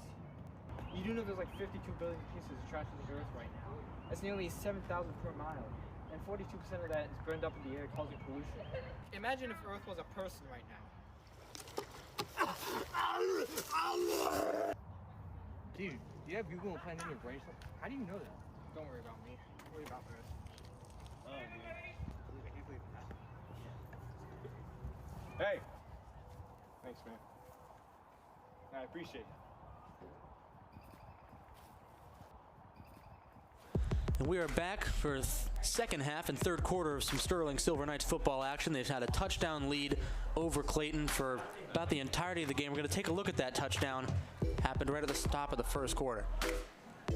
Take a look there. It's wide open. Jaden Ollie Ward absolutely torched his man and got 6 on the board, and they've been hanging on to it since. Yeah, and I've talked about the big play scoreboard, and we see Sterling's up 7-0 right now. I got the big play scoreboard at 2-1 us, both the fumbles and this touchdown, as you see on your screen right here. What's interesting is that Clayton and their running style offense has dominated time of possession. They've had the ball almost the entire first half, and yet Sterling's still ahead. Credit to the defense. Now, they've had trouble getting off the field, but they haven't been letting up any points. I mean, that's going to be the big difference. Just, we've mentioned it time and time again, bend, don't break mentality. You can give them a little bit, as long as they don't get past the plane, they don't get their 6 points. You can bend as much as you can, never break.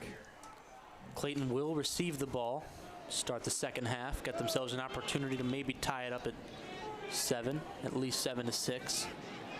They were inches away from getting to that at the end of this first half, but a good stop from JoJo Carter gave Sterling a little bit of free headspace to not worry about the game being all tied up, going back to the locker rooms. Yeah, and again, Sterling's defense coming back onto the field here. You want to see them make a quick stop and get your offense right back on the field and let them work, let them drive down the field and go score some points. Received around the 10, trying to make something happen. Gets stopped around the 25. Return of 15 yards, a late penalty thrown. On the right return. Around the area of the tackle here. Not sure what they're going to get him on. They call some sort of personal foul. Sometimes that's a face mask. Sometimes that's a horse collar. Yeah. If it's around the tackle.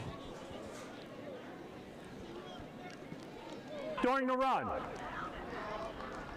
personal foul, face mask on the kicking team. 15-yard penalty, first down. And someone in the crowd not too happy about it, but we try to take a look here. See if we can see this. It was almost like they rallied together. They were able to make the tackle. So a face mask isn't always just in the face. Yeah. Like if you grab the back of his helmet, I actually got called for that in high school once. If you grab the back of his helmet here, if you see the bell carrier is the back of his helmet. Ooh, a fumbled snap. Got to work with it. He goes backwards. There we go. Jermaine Stewart showing some defensive prowess tonight once again. There we go. Got the almost 15 yards right back. Trying to look. They lost the ball there. He wasn't ready for a reverse, it seemed like. Yeah, it looks like just some mess with the handoff. And we've seen that a couple times tonight with Clayton, and Sterling has been able to take advantage right there. They take advantage by knocking them back to the 2nd and 20. And previously in the game, we saw Jermaine able to jump on top of the fumble and make it Sterling's ball. Yeah, they go at that double handoff, that counter play that they've had a couple splash plays with, but they're no success there. 2nd and 19, they'll hand it off. Has some room to run. Still going. Gonna get a first and then some more. Now on the opposite 40s where he'll be pushed out of bounds. You hate to see that after a play like the previous one. It's just a really nice job by Clayton's offensive line. Two offensive linemen pulling, sealing off the linebackers, sealing off the edge, and running back just has a wide open hole to run through, and he's just, at that point, it's a foot race. First down ball on the 42. Yeah, as we see, he just patiently waits for that hole to open up for him and hits it pretty nicely. You see Coach Wiggins on the right side of your screen. His kid, son on the other side of the team, other side of the field, playing for Clayton.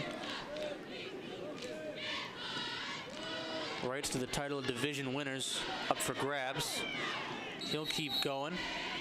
It's close to the first, if not the first. Yeah, Clayton was able to get numbers out on that play. They had, and again, 2 pulling linemen, and they just have plenty of numbers. They got 2 against 1. If anything, the running back could have been a little bit more patient and let his blockers engage with the Sterling defenders. Yeah, because we saw the runner got tackled by his own lineman there. Yeah, but they were, unfortunately, already 10 yards down the field when that happened. Another 1st and 10, ball in the 32, and exactly a 10-yard gain. They'll look to run to the outside again. This time to flip in which direction. Still got a man to beat. He gets taken out by Briley Sharp, and now they're inside the 5.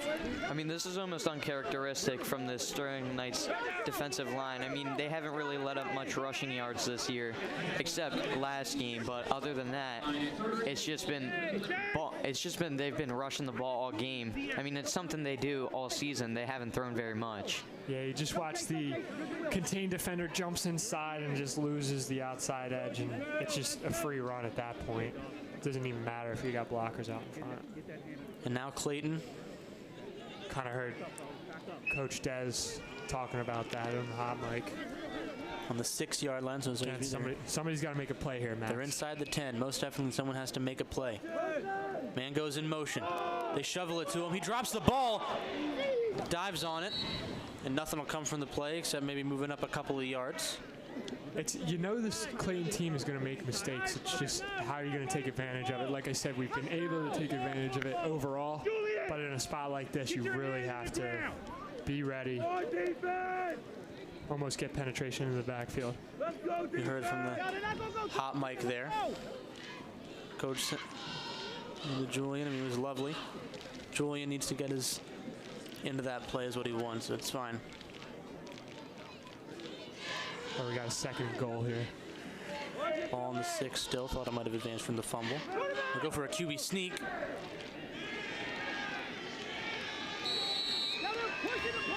Someone says it's in, someone says they're pushing. Looks like they're going to mark him short. Yeah, it looks a bit short there. Looks like he's on the line. So now we got a 3rd and 1. I'd honestly expect them to go with the same thing here with that quarterback sneak. Just be ready for it here. Yeah, they got the linebacker splits. Same thing. And they'll score off of it that time around, bringing the score to 7-6. And now an extra point away from a tie game. Now we haven't, like we mentioned just before the half here, Max, we haven't seen any sense of a kicker. Yeah, no. Now if they're going to have to go for 2 here, they have an opportunity to keep the lead. Let's see if they can keep the lead here. It looks like they're going to keep the offense on the field. Now, if you're Clayton here, you have a handful of plays that you're going to in a big spot situation, 2-point conversion. You have a deep bag of plays. Now it's just interesting to see what they're going to go for right here. And you've let the quarterback use his legs. Why not maybe try to, they'll shovel it off. He won't get around. Sterling maintains the lead. Let's go. I thought they were going to get him for a face mask there. I mean, it was a little bit of an awkward tackle, but Jermaine Stewart's able to keep contained and make the play. So right there, he's able to get off of his guy and transition over to the tackle. What I was going to say before the snap, I was thinking they letting their quarterback run a little bit, maybe try to make it seem like another pass and have him just find the hole. But you know, they have been going to that. They try to get to the edge. They did it on the opposite side of the field just before the half with the short yardages. They've been trying to get the ball to the outside in space with their speed guy, hoping that he can get to the pylon before the Sterling defender. That time, Sterling was up to the task. Jermaine Stewart doing an excellent job of containing, pushing the defender back, taking on the block. That's what we talked about earlier. Don't let the block get to you. You take it on head first. And Figueroa wasn't able to get, not head first, but he wasn't able to keep the block going, and Stewart was able to shove off of it. Yeah, he almost just forced him back, like kind of lifted him up, pushed him into the backfield, into the ball carrier, and was right there to make the play. Huge play right there to keep the lead. Still a battle for the first place spot in the division. Sterling and Clayton would have the same record of 5-2 if Clayton managed to take a lead and maintain it throughout the second half. Sterling win the division with a 6-1 record at least, the current. There's still 2 games to go. It's a bit of a squib punt and go out of bounds. And one looks about the 30-yard line. Well, we know that the division title is heading back to the Wiggins household. It's just who brings it back. This decides more than the division. This decides the man of the house. And I'd argue that that's more important. Number 22 for Clayton, Dylan Wiggins, junior receiver and linebacker. Kick out of bounds. Gets kicking team. Ball will be placed at the 35-yard line. First down. Sterling. It's a good opportunity for Sterling here. They haven't had the ball a lot in the first half. This is where they have a chance to get a methodical drive going, move the ball down the field, score 6, and then they can even, getting a little bit ahead of ourselves here, decide whether or not they want to make it a 2-score game. First and 10 on the 35. They'll hand this one off. Stewart still moving. Gets the first with one play, 11-yard rush. And the chains will keep him moving. Excellent drive starter there with your workhorse. He's been the workhorse, carrying the ball all year. Able to get the first down on the first play of the drive. Just to get that drive going, push yourself, get a little momentum after that touchdown by Clayton. A little bit closer to midfield. Now on the 46, another first and 10. They'll hand it off to him again. Some jersey pulling. Horse collar. Any horse collar? Or? Yeah, it looks like whistles.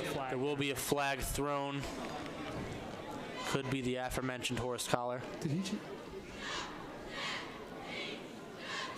They're talking about it. I think, I'm not sure. It almost looked like I saw.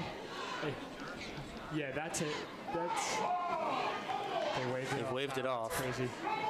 That's tough to call to make. Now, generally, a horse collar is you're grabbing the pads, not the jersey. If you grab the jersey, it's kind of hard to tell if you're grabbing either the nameplate or you're going inside the collar. If you're inside the collar, it's obvious. You can see the hand stays right on the neck. But that time you could see there's a little bit of stretch. Sterling, 2nd and 6. This one goes to Ollie Ward. Looking for some room. Gets a couple. Gets shoved back. I think Sterling's sideline might want a penalty there. It's a little late, but, you know, we're playing football. So. I mean, it looked to me they were just, after the whistle was blown, they were trying to get away from him, and he might have been caught up in the tackle. He sent him down. It was definitely a throw there. Well, yeah. You know, but as on defense, you're taught to play through the echo of the whistle, not just the whistle. And, you know, that's just an example of that. They're really not supposed to slam like that. Yeah, it looked more like a German suplex more than anything. Looking like Brock Lesnar out there. 3rd and 4. Battellini rolls out of the pocket, trying to find someone on the move. There's a flag down. A good throw and catch by Jaden Ollie Ward. The flag was thrown around the line from what I saw. Might be a holding call. Yeah, it's in the spot of a hold. Yeah. I mean, that's a nice play by Battellini there, extending the play and tossing it over the front line. Number 63 on the offense. We'll call it on 10-yard penalty, repeat 3rd down. Desi Mullen. They'll have a 3rd and 14 now. I want to try and see where it is here. I was not happy about that. 63 they called it on. It looked like his man got initial penetration and then was stopped up by Jermaine Stewart here. As you'll see, 63, number 50 on Clayton running through. Yeah, that's a jersey grab. He definitely got a hold of him, unfortunately. 3rd and 14 now. Ball on the 42. Screen. Short play. Ollie Ward can't hang on to it. 4th and 14 at midfield now. So on this play, they're going for that. Again, this is a version of that tunnel screen. It's just over the middle. The timing was a little off. As you saw, Ollie Ward was kind of ahead of his lineman. Obviously, he dropped the pass. So there was nothing beyond that. But if you're Battellini, you almost want to float the ball over the line of scrimmage. It adds time for the offensive lineman to get out in front and make the necessary blocks to get down the field and make a play. He did have it in his chest, just didn't cooperate with his hands. Yeah. This punt be the 3rd for Sterling on the day. Let it bounce. Bounces around. Goes back to about the 30. Take a look at our next game that'll be streamed live on Channel 19 and on YouTube at Sterling TV 19. Girls volleyball will be revisited on the 14th, 5 p.m. They'll be hosting Shawnee in the Blue Gym. Wednesday we'll see Haddon Heights come to the Castle for some girls soccer action. Not sure if it's on the field or the turf, but either way it'll be an entertaining game. Girls soccer, another team that have been finding their footing throughout the middle stages of the season alongside girls volleyball. You saw a really entertaining game between West Deptford and boys soccer here at Sterling, where Sterling came up in a 2-0 win. It's a sweep run. Doesn't go much of anywhere, and there's some extra shoving from 70, but no call as it was going on throughout the play. Yeah, they've seen a lot of success with those jet runs, getting those two linemen pulling to the outside, getting numbers there, as you see. But Sterling was able to match the numbers, keep contained, and make the play right around the line of scrimmage. 2nd and 9.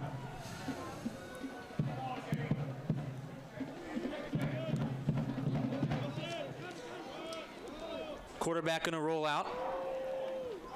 Finds nothing but a sea of blue jerseys, and he gets stopped around the line of scrimmage again. This was a broken play here, Max. It looks like their fullback ended up going the wrong way, and then the quarterback just had to kind of turn around, tuck it, and find out whatever he needed to do. Yeah, he didn't have the handoff. Yeah, fullback went to his left instead of his right, which the hole was to the right. The motion man goes right into the hole, number 14, and then the fullback went the wrong way. A slight miscue leads to a difficult 3rd down situation. Now, if you're Clayton here, I mean, are you going to go for it on 4th down? Probably not. So this is a huge play for Sterling's defense. Get off the field. They're going to go to power. 3rd and 6.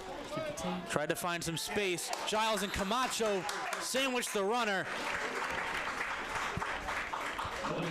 Yeah, great job of keeping contained there. Looks like JoJo Carter was able to stay outside, shuffle your feet, make them come back up to where your defenders are, and make the play.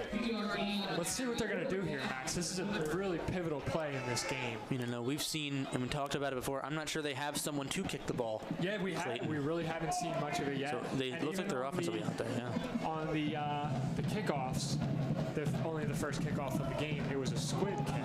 Yeah. It was, and then they just kicked it out of bounds after the touchdown as well. So it looks like they're going to keep the offense out there. That could be the special teams. This is a big play. I'm looking for a counter play here. I'm looking for a trap play. They might be waiting to contemplate whether or not a timeout's called. Timeout will be called as we approach the 4-minute mark on the 3rd quarter. Timeout. Clayton. Clayton take their first of the half. That is the first timeout of the half. You know, Max, what we've seen in situations like this, where they're in a 4th and within 5, we saw it a couple times at the goal line before the half, and then at the goal line just after the half. They kind of want to get to the outside. It's almost like they trust their speed. They trust their guy to get to the stick before the defender can. It's a lovely drone shot, and I mean, you're 100% right with that. As this has been that kind of game where they'll utilize everything they can to get through the line and make use of those 5-yard plays, 4-yard plays. See us here. I'm Max Zubak, joined by Jason Scholes and Gavin Murphy to my left and right, respectively, in what's been a really entertaining game throughout 3 quarters. Yeah, I mean, we've seen Clayton. They're obviously their identity is to run the ball. They've been able to complete a couple passes. So in this 4th down situation right here, it's tough to tell what's going to happen. So we're just going to have to watch. They look to still go for it on 4th and 6. If we see a jet motion, we got to notice that. Runs across. Waggle. Looking to throw. Sends one. A nice catch made. And Clayton get another set of downs. Wow, big play by number 12 there on Clayton's offense. Enoch Figueroa. Because look at this. Oh, man, look at that catch. He almost pinned it up against his knee. If we could see that again, that's an insane catch. On 4th down in your own territory. I mean, he's open. It throws a little bit behind him, and the defender was able to get over. And it looked like the ball was he bobbled it. It was on his knee, and then he just fell down and was able to secure it. That's some. Look at that. Inches away from hitting the ground there. Another jet run to the outside goes nowhere. Oh, strip the ball. They're going for it. Jermaine Stewart wants it all, and he'll get 6 points for Sterling. That's why he's the guy. That's why he's the guy, Max. Because he makes plays like that. Game-changing play right there.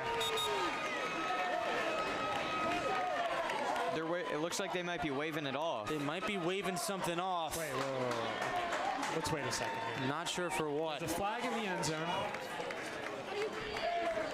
Oh. It looks like there might have been some sort of unnecessary celebration. We're going to see a replay here. So they knot him up at the line of scrimmage, and it looks like he just rips the ball out of his hand, and it just takes off. It's exactly what you had said before. He leans his helmet in, you try and get at the ball, and he does just that. He just pried it loose, pried it out of his hand. And then... Yeah, spinning the ball, that's a penalty, I guess. The result of the touchdown. Good. Play is a touchdown. After the play, unsportsmanlike. Number 3 on Sterling. That is number 3's first unsportsmanlike foul of the game.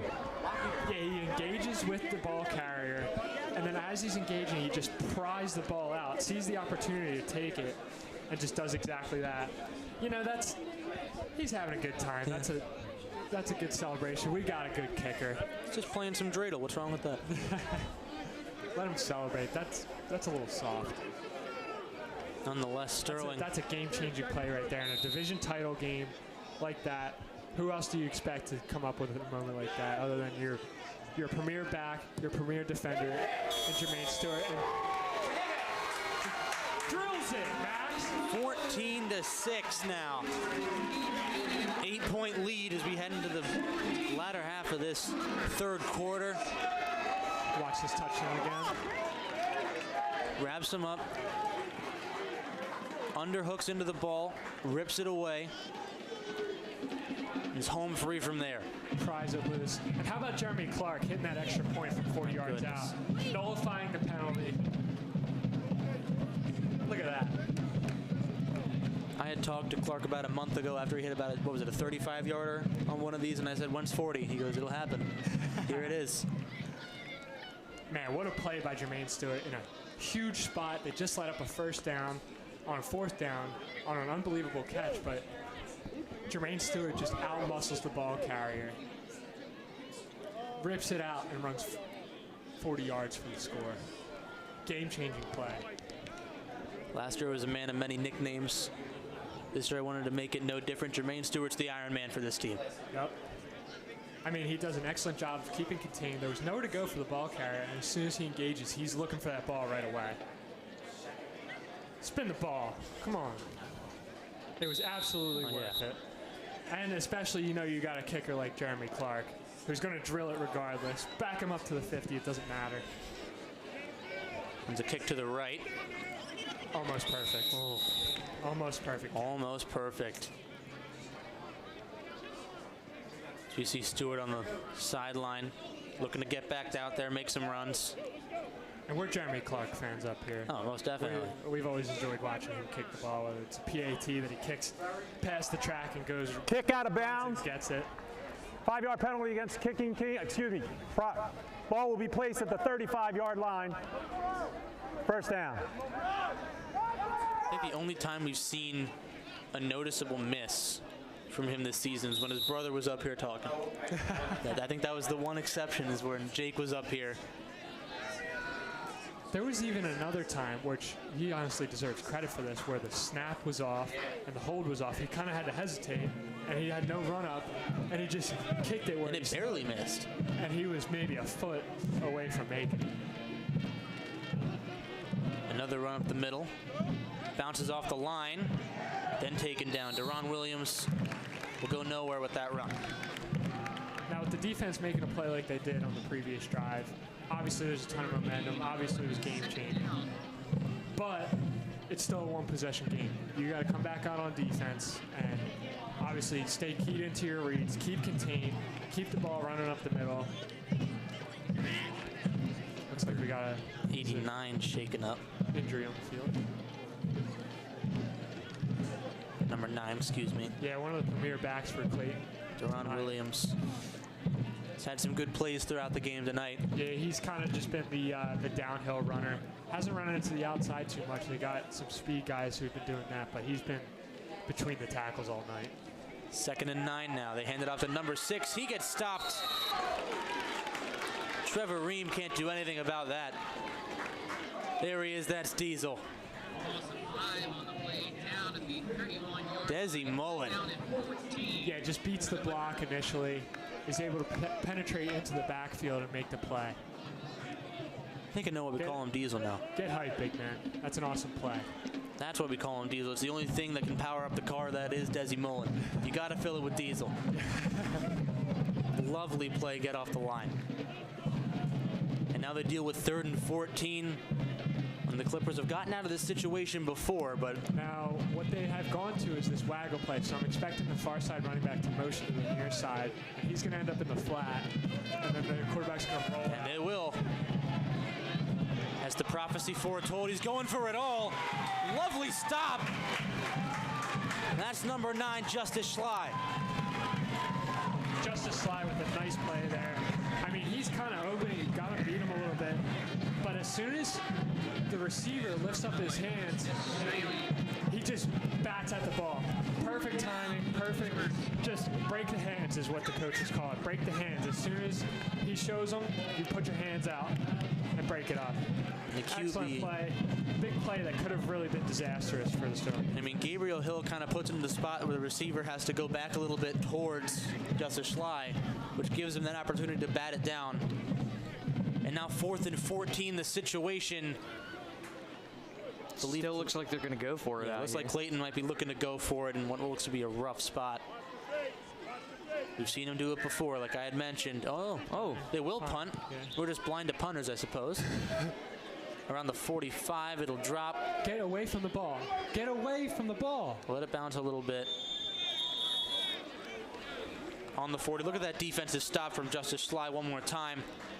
Yeah, again, what DB coaches teach is when the receiver goes up to grab the ball, you break at his hands. And that's exactly what the Sterling defender does, is just throws his hands in between the receivers and is able to break it up. Perfect timing. Even though he was a little bit beat, he throws a little bit behind. So we see, watch his right hand get in there, last second to bat the ball through the hands. And I think even though there was a really good stop, it is also a matter of the throw kind of having to drive the receiver back towards the defender there. Still a really good play, not to take away from it at all, but that does play a factor in those kinds of plays. Yeah, I mean, there's resilience on defense all the time. Even if you're beat, you have to find a way to make a play on the ball, and he did just that. Stewart makes a good run on first down. He's about 6 yards. Now, we saw it earlier in this game. C.J. Barrett is not afraid to take the shot, especially on these second and short situations. I'm going to be watching the receivers on this play here, Max. 7-yard gain. Second down and 3, under a minute to go remaining in the third quarter. Yeah, we got Taim Sally and Ollie Ward at the bottom of the screen together. Nolan Giles like alone on the far side. Just like they were on the touchdown play. Let's single back. Ollie Ward goes in motion, shifts over to the other side. They'll hand this one off. He gets stuffed. Stacked up in the backfield. Really nice play. Really nice penetration by number 9 there on the Clayton defense. Riley Sharp couldn't get much of anywhere on that one, and yeah, it's a lovely read of where the ball was going to go. And Sterling, I figure they'll let the third quarter run out, take as much time as they can as they head into the fourth, up 8, and looking to maintain this momentum. So that'll do it for the third quarter of action here at the Castle. Sterling, a lovely strip play to make it 14-6. As we go into the fourth quarter, they look to maintain what they've earned throughout these past 3 quarters of play.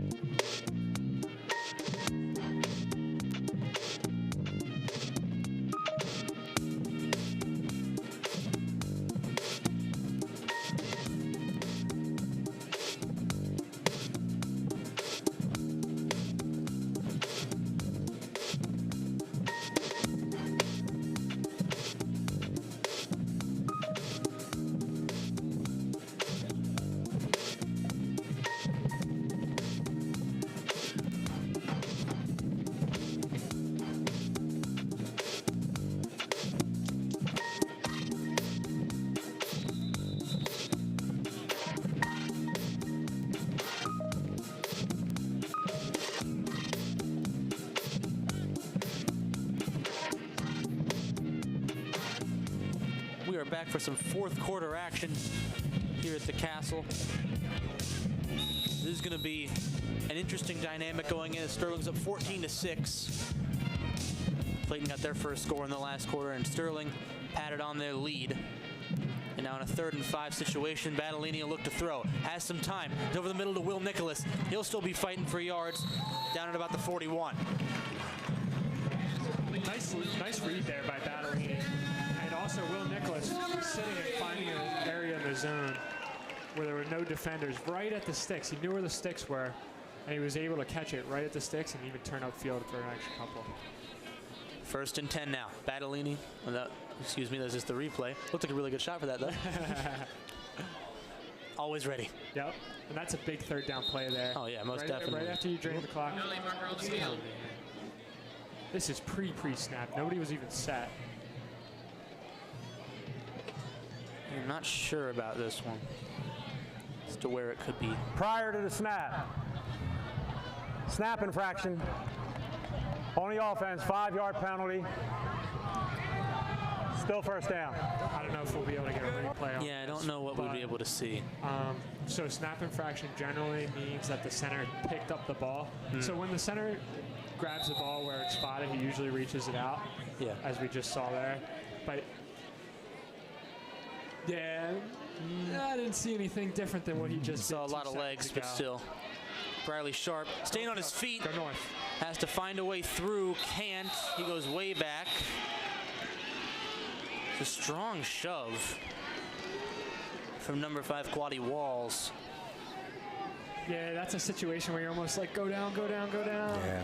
Yeah, and it's just kind of just losing yards. Second time we've seen kind of a notable wrestling maneuver. I know Coach Wiggins coaches that as well. It's not necessarily what he wants to see out there.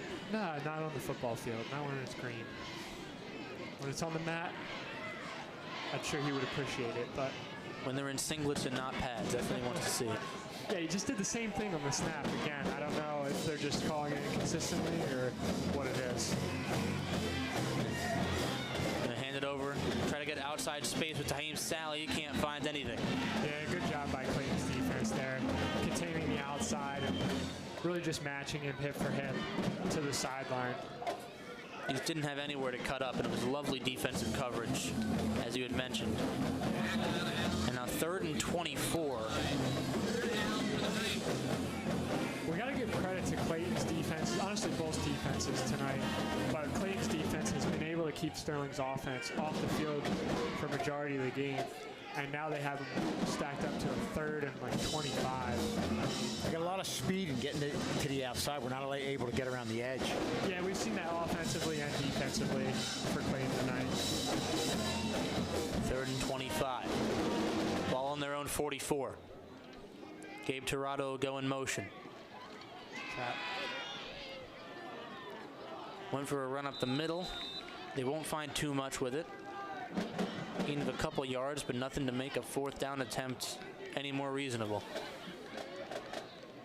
Stewart looked like he might have had a chance there, but it's a good play from that D-line to adjust. Not sure if the blocking was correct there on that play. Looks like Sterling's O-line. This will be Sterling's 4th punt on the night. You want to see a good punt here in the 4th quarter of a 1-score game. Make them drive the entirety of the field.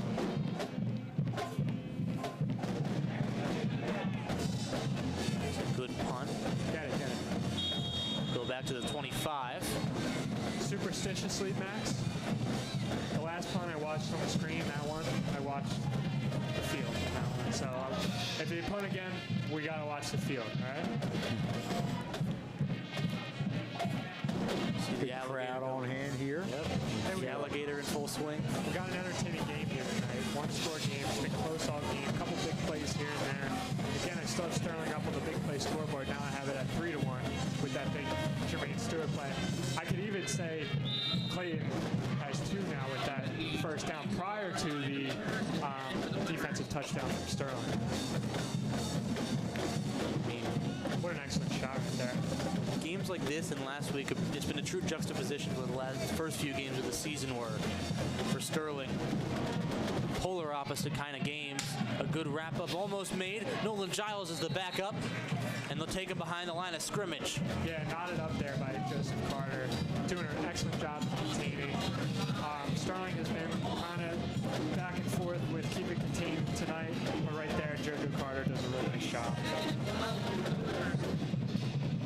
Yeah, he gets outside of that block, is able to engage with the defender. Obviously, you want him to make that tackle, but he also made the play. And that's perfect. That's what you were talking about, attacking a block. You saw that from Carter right there. He's had a great night. I mean, I'm going back to that defensive stop at the goal line that really is one of the difference makers in this game. Yeah, absolutely, if you remember that prior to the half. 2nd and 14, another counter run. He'll keep it going, spins off of a man, still has some room. Jermaine Stewart the one to finally get him down. And now 3rd and medium, if not 3rd and short. There are some whistles. I don't see any penalty marker, but it looks like it might be a holding. There might have been one. Holding. Number 9 on the offense. 10-yard penalty. Repeat 2nd down. Nice run there by Deron Williams. Tailback. Just running through contact, spinning out of arm tackles. And something that you noted to me a few minutes ago, Kevin, was look at Jermaine kind of go for the ball there. he's trying to rip that ball out. He doesn't want a long, methodical drive that he wants to go get the ball again and make another play like he did earlier. And Weathers, in running the ball, he's not a real big guy. You hate to see a guy like that breaking tackles. That's where you'd mentioned you can't have the arm tackles. We always say you got to hit and wrap. Clayton dealing with a 2nd and 21 now. Ball on the 11. They might try to run outside again. Big hit. He gets stuffed behind the line of scrimmage, and they'll have a 3rd and even longer. Who's that, Noah Giles in that? Looked like it might have been Julian O'Donnell in the back. Well, maybe one more. Could have been Giles. I wasn't sure who was there. Real nice hit at the end of that play there. Shout out to the guys in the truck, Mr. K and company. The drone rises once more. Doing an excellent job tonight. Giving us the views and the sounds. The drone's going to be it's the best thing to really capture the atmosphere of these games, and every time we get to see those drone shots, it lets you appreciate the sport more. Looking to throw, it's that waggle play once again. He's going for a deep ball. Interception! Robert Hammond. Sterling taking all the momentum for themselves now. Clayton's quarterback kind of caught trying to do a little bit too much. He had number 12 open, or number 6 open in the flat, staring at him, but he just got a little bit greedy, wanted more, knowing that it's a long down and distance. And it really came back to bite him. And that's tough. Also, the longer he waited, he put himself in a position where he's thrown against his body and really wasn't able to get a lot on that. He made it a tougher throw than if he had thrown it earlier. Yep, almost on his back foot. And once you're throwing it down the field on your back foot, there's trouble. You throw it 5 yards down the field if you're on your back foot. 6.5 minutes away from a Sterling Silver Knights division title. And Jermaine Stewart will get the ball. Get a decent run. Haddon Township is one of the games, the second away game. Haddon Township yet to win a game, one of 3 games in the division, the Royal Division, not to win a game on the year. If Sterling holds on and beats Haddon Township, they'll have officially won the division. Obviously, Lindenwold will come before that. It'll be the first time in 2 decades, a 20-year gap between division titles. 2005, the last time Sterling held that title. If you're Sterling here, it's 2 hands on the ball offense.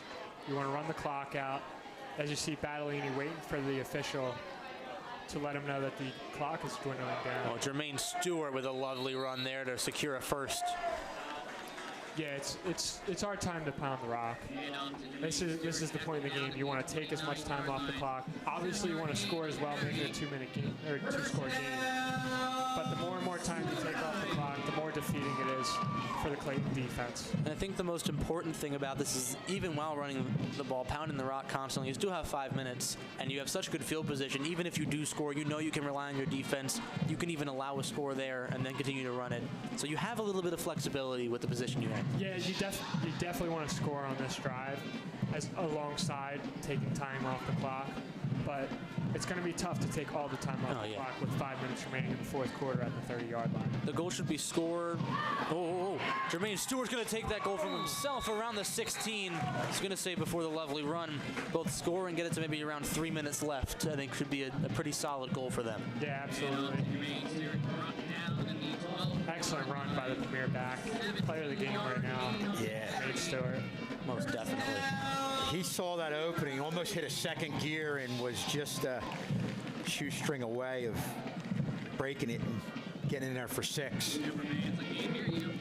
The clock drips down to about 4 minutes flat on the clock. 1st and 10. Battolini looking at the near side judge, waiting for him to step out and let him know that the play clock is dwindling down. Good way to play. Battolini will get the ball, hand off to Stewart one more time, bounces to the outside. Looking for some more. Another great run. Sterling within about, if not the 5, at least within the 10 now. And this drive's about what Sterling's been able to do, tackle to tackle, pounding it up the middle. We saw them try to stretch the field, but we talked about how really good Clayton was in getting to the outside and nullifying Sterling's speed. And right now, they're just shoving it right up the gut. So an 8-yard run. Yeah, Jermaine has been the workhorse on this drive. Sterling within the 5. I mean, he's not coming out. No. You can't take him out. He's on a hot streak. 2nd and 2. Clock about 3 minutes to go in the 4th. Take the step! Great time management by Sterling throughout this drive. They're ready for the run. They might have tried to jump onto a lost ball there, but it looks like Sterling, even if that was the case, got onto the ball. You know, I think Clayton's going to take a timeout here to stop the clock. I was just about to say, you know, that's not maybe... Timeout, Clayton. That is their 2nd timeout of the half. That maybe isn't the worst thing for the Sterling offense, because it does give you an opportunity to shave some more time off the clock. And even something to think about here is we have Jeremy Clark to potentially make it a 2-score game, even if we're not able to punch it in. How many timeouts does Clayton have? Clayton has one last timeout. One last timeout. Sterling has all 3. That is interesting. I think Clayton had to take one in the 3rd. If you can notice on the far side, as you see the sticks, near side on the drone camera, we can still get a 1st down. If we get a 1st down, that's interesting to see how Sterling would take that, because they can start kneeing the ball and really kill the clock, especially if they feel confident in kicking the field goal to make it a 2-score game. Yeah, Sterling 2 yards away from a 1st, and officially a 1st and goal. And even, I mean, if you're Clayton here, you really can't let them score, because it can really turn into a 3-score game if that happens. So you really have to, if you're Clayton, you're going after the ball, you need a turnover. You see a fullback in the backfield now. 3rd and 2, ball on the 4. Battellini under center, gets him to jump offside. And that's a huge play for Sterling. Is that going to equate to a 1st down? I think it will. If that equates to a 1st down. Prior to the snap. Encroachment. Defense. Half the distance to the goal line results in a 1st down. Fresh set of downs. Good call there by Coach Barrett. Just yeah, going with the hard snap. Clayton knowing that they're going to run the ball and maybe trying to get a little bit of pressure inside. But yeah, really good job. 3rd down, 3rd down, 3rd down. No, well, it's 3rd down. I suppose it's 3rd down. It's very close to a 1st. Be that as it may.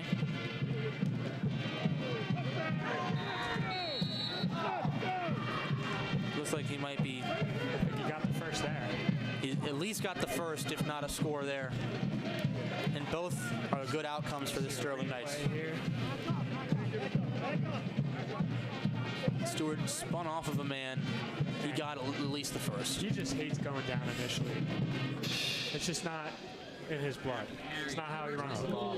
If you got one guy, he's falling forward or he's breaking the tackle and moving on. He's a hammerhead. He will go head first. He will let you make that helmet-to-helmet contact. He knows he wins that exchange every time. And check this out here, Max. We got a running clock now and a 1st down. They could hold the ball. They could look to knee the ball here. I mean, there's plenty of options here, or they could just punch it in. Only thing with punching it in is you do give them the 2-minute warning at some point.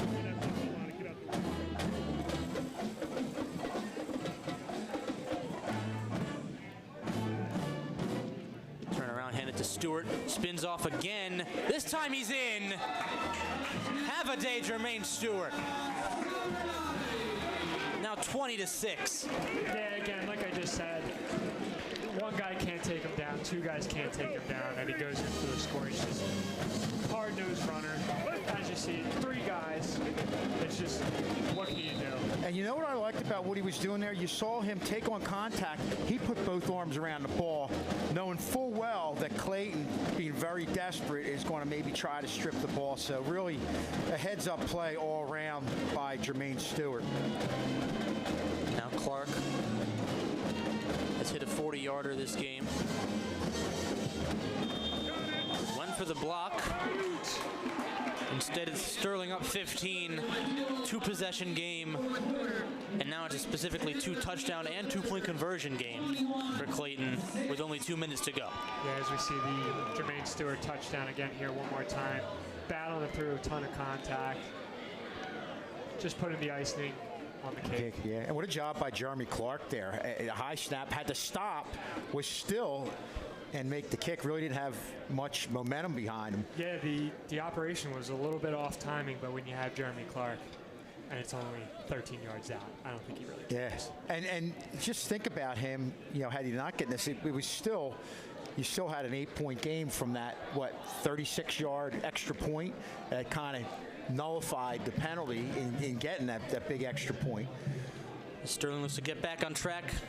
Add another win to the column. A team that's winning a lot recently is this girls volleyball team, which we'll be covering live on Channel 19 come Tuesday the 14th.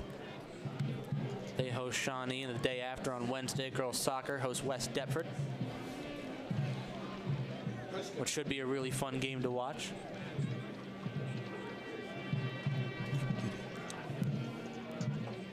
All right, now I'm going to head down and get ready for some post-game show action, so stay tuned for that. The Scholzes will take care of this one. I'm taking over for you, Max.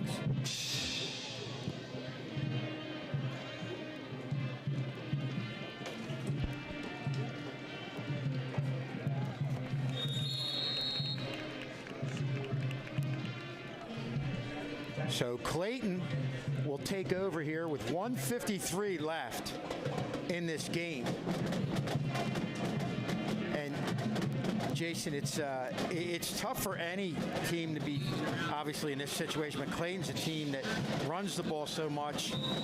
Having to throw the ball in the situation they're in right now really is something they're not really used to doing. So yeah, they're forced to get out of character here, and they're going to have to make some big plays, probably throw the ball down the field in order to be able to get back into this game. Roll out to the left side under a lot of pressure, put it up the middle, intercepted by Jermaine Stewart. He's going to get wrapped up, and that pretty much does it as he's down at midfield. And Sterling is going to win their first conference championship in 20 years. What a great job by Sterling against a very tough Clayton Clipper team that really battled them right to the end. And there's a lot of outstanding players in this game, players of the game, and Jermaine Stewart, just like he has done all year, I think leads that list as he takes that down and secures a conference title for the Knights, first time since 2005, and well earned. You see right here, Clayton, again, a team that's really not used to throwing, kind of loops it up there in a desperation attempt, and Sterling's just going to run this out. And you see Stewart, not really concerned about breaking tackles, hold on to the ball, and give Sterling, again, a well-deserved conference title. Not only did he put the icing on the cake with the touchdown to make it a 21-6 game, he puts the cherry on top of the sundae as well, and gets the interception. At this point, we can kneel it out, victory formation if we wanted to. And to think about it, this was a 14-6 game where Clayton could have come back. Clayton was moving the ball, but give credit to Sterling. They just kind of came up with the defensive plays that they needed at the right times. As we look at Battellini, shotgun, and looking at 55 seconds right now. I don't think they're going to do too much. Just a handoff. He goes down, and that's going to be close, I think, to doing it. As we've got Max down on the field, he's going to talk to our players of the game, and we've got a lot of choices for that honor, I think, on both sides of the ball. Yeah, credit to Sterling as a team overall. They did a really good job of, like you said, We've heard a lot of good things about the practice this week. They knew this was going to be a tough game. It was a hard-fought battle. They were able to come out on top. Obviously winning by 2 scores, but this game was very close up until the 4th quarter. And they came up with big plays at key times. I'll go back and we mentioned it. JoJo Carter making that stop at the goal line in the first half. On 4th down, touchdown saving tackle. Perfect play to go into the half. So Sterling is going to win their first conference title since 2005, beating the Clayton Clippers 21-6. You see it shaking hands. Max is down there working his way through, but boy, you've got to feel for what this team's done, especially when you look at what they were 2 years ago, suffering through, not knowing if you're even going to play from week to week. To get it to this point, winning the conference title is just a great accomplishment by the coaches, the players. Coach Wiggins' son there on the other team, part of the handshake. I'm sure a very emotional situation for him. And what a job he's done, again, along with the coaching staff. Coach Wiggins also the wrestling coach. You saw his son right there. You saw them in the middle. Yeah, it was an excellent job by the players coming out and responding from last week. And also, like you said, as a program overall, the players have done the hard work in practice throughout camp, week to week. Yeah, and that is, and you mentioned it, Jason, as you look at them running over here. Very impressive after a rough loss last week, and that tells you a little about the culture they've developed here, where you take on and deal with that adversity, have a good week of practice, and it turns into you winning the conference title. They worked hard. And you see C.J. Barrett. C.J. Barrett, head coach. There we go. Head coach Des Wiggins and his son. Not sure what his son's name is. Getting a selfie. There. His son Dylan Wiggins. You see the big hug right there. Yeah, that's a nice one. And Coach, again, really deserves a lot of credit. Has weathered the storm and did a good job getting a lot of dual athletes out here, a lot of wrestlers out here playing football. And I think at our school, Group 2 school, you got to get those kids out. And he's done an outstanding job doing that, working well with his coaches. Yeah, and like you said, building the culture, trying to build a winning culture here at Sterling. Coach Cordova there. Coach Cordova on the defense, only giving up 6 tonight. That's an excellent job. Did anybody bet on the Gatorade color? It's got to be somebody's. I feel like there needs to be somebody circling them, but I'm looking at stagnant Gatorade jugs on the bench right now. Nobody's going after them. Maybe after the speech, he'll get it. Here if he wants to go grab a Gatorade jug and throw it on his head coach. Yeah. That'd be different. I wonder if has there ever been an assistant coach douse the coach with the Gatorade? Dallas Carter. Boy, he's a guy who's been with this program through thick and thin forever. Youth program. I thought he looks like he could possibly break into a smile. It could happen. It could happen.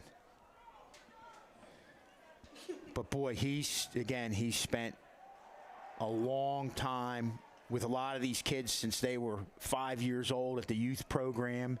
And yeah, Coach C getting excited in there. His defense was able to, like we talked about all game, bend but don't break, was able to only keep up 6 points on the board, and Sterling's offense was able to respond with points of their own. And obviously a defensive touchdown as well.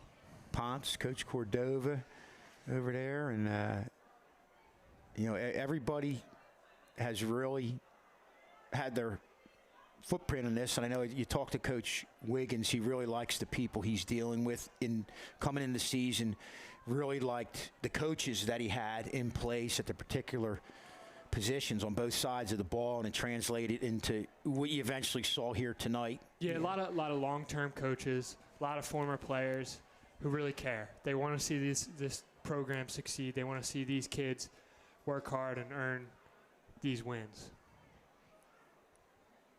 And this game, I just go back to them just coming up with big plays at key times, because let's face it, Clayton moved the ball on us, but it was a situation where this was a game about big plays. Jermaine Stewart stripping the ball. We mentioned JoJo Carter with the stop at the goal line. And the big play, big touchdown in the first quarter, about a minute in as well. Yep. Chris Nylander in the pile. Looking back. And you talk about C.J. Barrett coming up with that call. Jace, you were just mentioning that. On second down, going for that go route with the big play, kind of catching Clayton a little bit off guard. But I think, saw that he had an opportunity, and the kids carried it out. Happy birthday, Coach Wiggins, as his kids come in. That's kids awesome. Coming in there. Yeah, I'm sure he couldn't ask for a better birthday present. Yeah, he's smiling ear to ear. That's awesome. Coach's Awesome. 25th birthday, right? I'm sure he would go. He'll go for that.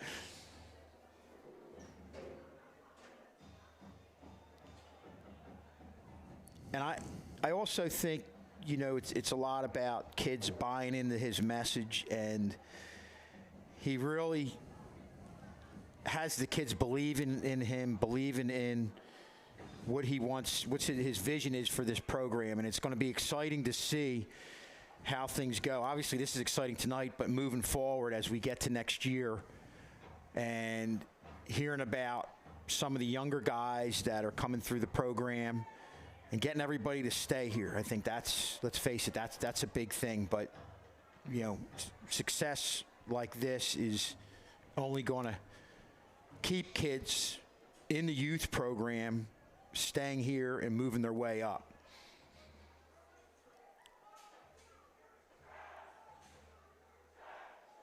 I thought they threw a flag on the play there.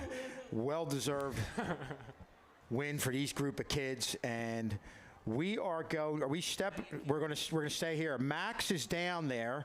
He's working his way through the crowd, and unfortunately, the one downside is you're winning the conference championship. Probably going to be tough for a playoff situation with the loss last week, but still having something to play for and pulling out this win and getting the conference title is just a great thing. And the other thing is you've got a lot of juniors.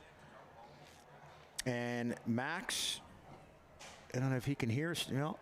He should be getting people over there, I would think.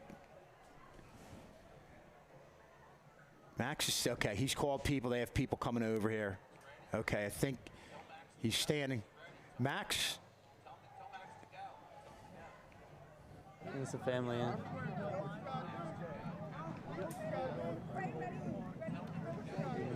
Coach Roscoe in the background right there, former player with... Oh, yeah. Coach talk about a guy who's gone back a long way. Coach Roscoe, For the post-game show, we'll have some interviews shortly. Sterling comes up with a massive win, a 15-point deficit, 21-6 over the Clayton Clippers. This had division-winning implications. They're one Haddon Township victory away from fully securing it, but right now they're in perfect position to take home the Royalty division. For the first time in 2 decades, that is a huge accolade to win on the head coach's birthday. So many standout performances, holding Clayton to 1 score, increasing to 6-1 on the season. It's been great. A lot of big highlight plays came in as we await, hopefully, our first interview shortly. It's been such a fun game to call. There was a lot of back and forth from what I saw up in the booth. There was a lot of good back and forth, a lot of good defensive prowess, a lot of good offensive prowess, a lot of good adapting to what Clayton was going for. And I think Sterling knows that. I think Sterling knows they did one heck of a job getting to Clayton as a defense and getting through them as an offense. Once again, shortly we'll have some interviews coming your way. We'll have Joseph Carter. We'll have, starting up first, Mr. 1 Desi Mullen Jr. Diesel, how you doing? Good, how are you? I'm doing great. Yeah. You had a lovely game out there today, showed yourself as one of the stars of this team on offense and defense. I know being on both lines, it's a lot to be in the trenches on both sides of it. How does it feel being out there, especially with the season you've had? It feels amazing, you know. Last year I started rough. First game of the year I got Gary hurt on a missed block. This year we're going crazy. Now we got our jackets. You know, it's a big game. Haven't got us in 20 years. Yeah. I mean, you're only a sophomore. You've showed so much potential and so much already learned about your game. A lot of important blocks throughout the season. How have you reacted to your own growth throughout, and how have the coaches been able to help you get to this point today? The coaches help me because, like, when we're in the locker room and if I make a mistake or, like, when we're in film, they don't just yell at me and be like, you got to fix this. They go over it bit by bit on what I got to do better, take my step, hold my block a little longer. And then also in the off season, we've been on the field since June working for this, and we've been in the weight room just working constantly. So I've gotten stronger and faster. You had a big impact play in the third quarter, stopping a run, getting right through, melting the line like butter, getting the tackle we needed. When you're in that moment, how does it feel to be running that play, see yourself, I got this tackle, I made that play? It feels amazing, you know, just in the moment, you know. After you make that tackle, everyone's like, dance. You don't really know what to do. You're just happy, so you just scream. Thank you so much for coming on. Celebrate this win. Had a great season. Look forward to the next games ahead. Up next, we'll have a man who made the field his territory throughout this game. One Jermaine Stewart, how you doing? I'm doing well. How are you? I'm doing great. Glad for asking. You had a score on offense and defense, a lot of huge impact plays on the run and as a safety. How did you go through those motions while you're out there? Well, I was playing a new position on defense, so it took a little bit for me to get used to it. But once I got used to it, I was good on defense. Like, I knew what to do. And on offense, you already know, it's second nature. Now, up in the booth, I called you the Iron Man earlier. You have been this team's just strong force. You never let the first tackle get you down. How have you taken on the physicality and sort of the strength mentality that this team has as a community? Well, we've been working in the weight room all offseason. Since freshman year up to now, like, I've been making sure the whole team's been lifting and making sure they're getting their conditioning in. And as you can see, it's paid off. Now, in that leadership role, I had heard they talked about the goals that you guys had met, 3 turnovers, not allowing more than 1 score. How does it feel to finally reach all those landmarks, get a game like this with such big implications, winning a division title for the first time in 2 decades? How does it feel to be a part of that and reach what the coaches want? It feels amazing because we've been harping on it all season. We need to get this goal, and we finally got it on the biggest game of the season, and it's just amazing. To the Clippers down the trend, thank you so much. You had a day out there. Keep it up. Up next, we got his first interview in the season. Joseph Carter, how you doing today? I'm good. It's good to hear. Now, you had a really solid game out there. You've been a really consistent returner on the season. You've been able to use your speed to your advantage on offense and defense. How does it feel to know you've made those progressions on your game? It feels really good. I got to give it to my coaches, you know what I'm saying? They pushed me to my limits during practice, you know. And this game is the biggest game that I've ever played for this team, you know what I'm saying? So being able to just go out there and play my part and be a part of this team, it feels amazing. Now, this is obviously a huge win, and in your senior year, it might feel even more amplified as a game that means a lot to you. Coming out of this game, what's going through your mind knowing you got a win that's so important to this team? Well, my coaches told me throughout the week that this is the game that counts the most, especially because I'm a senior. You know what I'm saying? I'm just glad to play my part for those in the lower grades, you know what I'm saying? And then just being able to, do what I have to do, you know, and pushing my teammates to, you know, go out there and make the play, you know what I'm saying? Forcing them to step up as a teammate feels like just, it's unexplainable. Now, Clayton moved to the passing game a lot more than expected in this game. They used a lot of these play actions, and you were on the defense being able to react and adapt to it all. In your head, how do you adapt to those things? How do you change up your game plan to what they've brought to the table? Just a lot of film. Just being able, just watching it, and then being able to identify it on the field. You know, I'll also have to give that to my coaches. You know what I'm saying? For them coaching me and being able to point out the things that I'm missing while we're watching film, and then it translate to the field. You know what I'm saying? So, yeah. Thank you so much for coming on, Joseph Carter. You had a great game today. And now the most consistent kicker in the state of Jersey, Jeremy Clark, coming out. How you doing today? I'm great. How are you guys? I'm doing wonderful. Now, you have been an absolute star for this team. You've been able to hit crazy kicks. You hit your 40 out here, which you had told me would end up happening earlier on the year. How does it feel when that goes through? You see it going through. What's going through your mind? Feels good. I mean, it's what we practice. Everything, we got it down, snap, hold, kick, everything's good. Now, there have been a lot of instances in the season where it's come down to you to make those differences, and you've been able to do it every time. Knowing the impact you have on this team, what do you bring into practice knowing the meaning you have to this roster?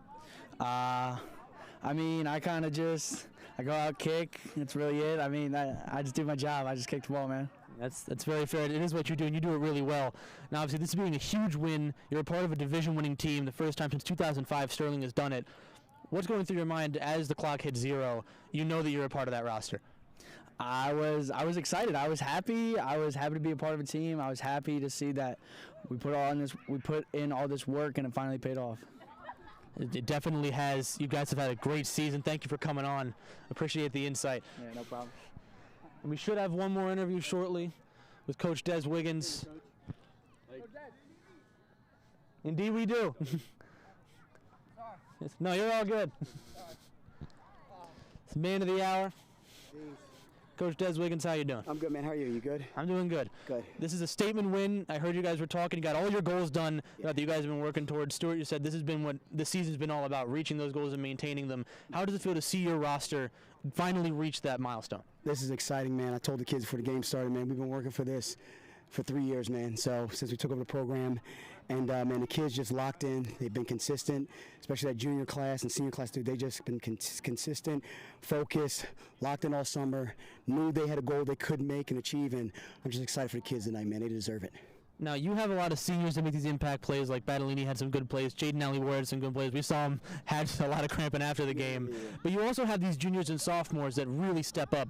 Knowing you have this for your program going into the next couple of years, how do you, in your mind, go, this team's going to be good for the next couple of years? Yeah, man, we just keep building, man. Like, you know, we try to stay consistent with every group. We got like 20 freshmen, too, as well, man. So we just keep building, man. The excitement around the program makes kids want to be a part of the program. And so, man, we're just excited for where it's going and what the kids are doing, and they're really building it up, man. This was a real personal game for you on a lot of levels, being your birthday, your son being on the other team. Yeah. We had joked in the booth, whoever goes home, there's going to be some sort of trophy in the household. It was a fight for man of the house is what I had said. So how does it feel, one, getting the win over your son, get to hold that over his head, but also on your birthday, how does that amplify the win? It's interesting.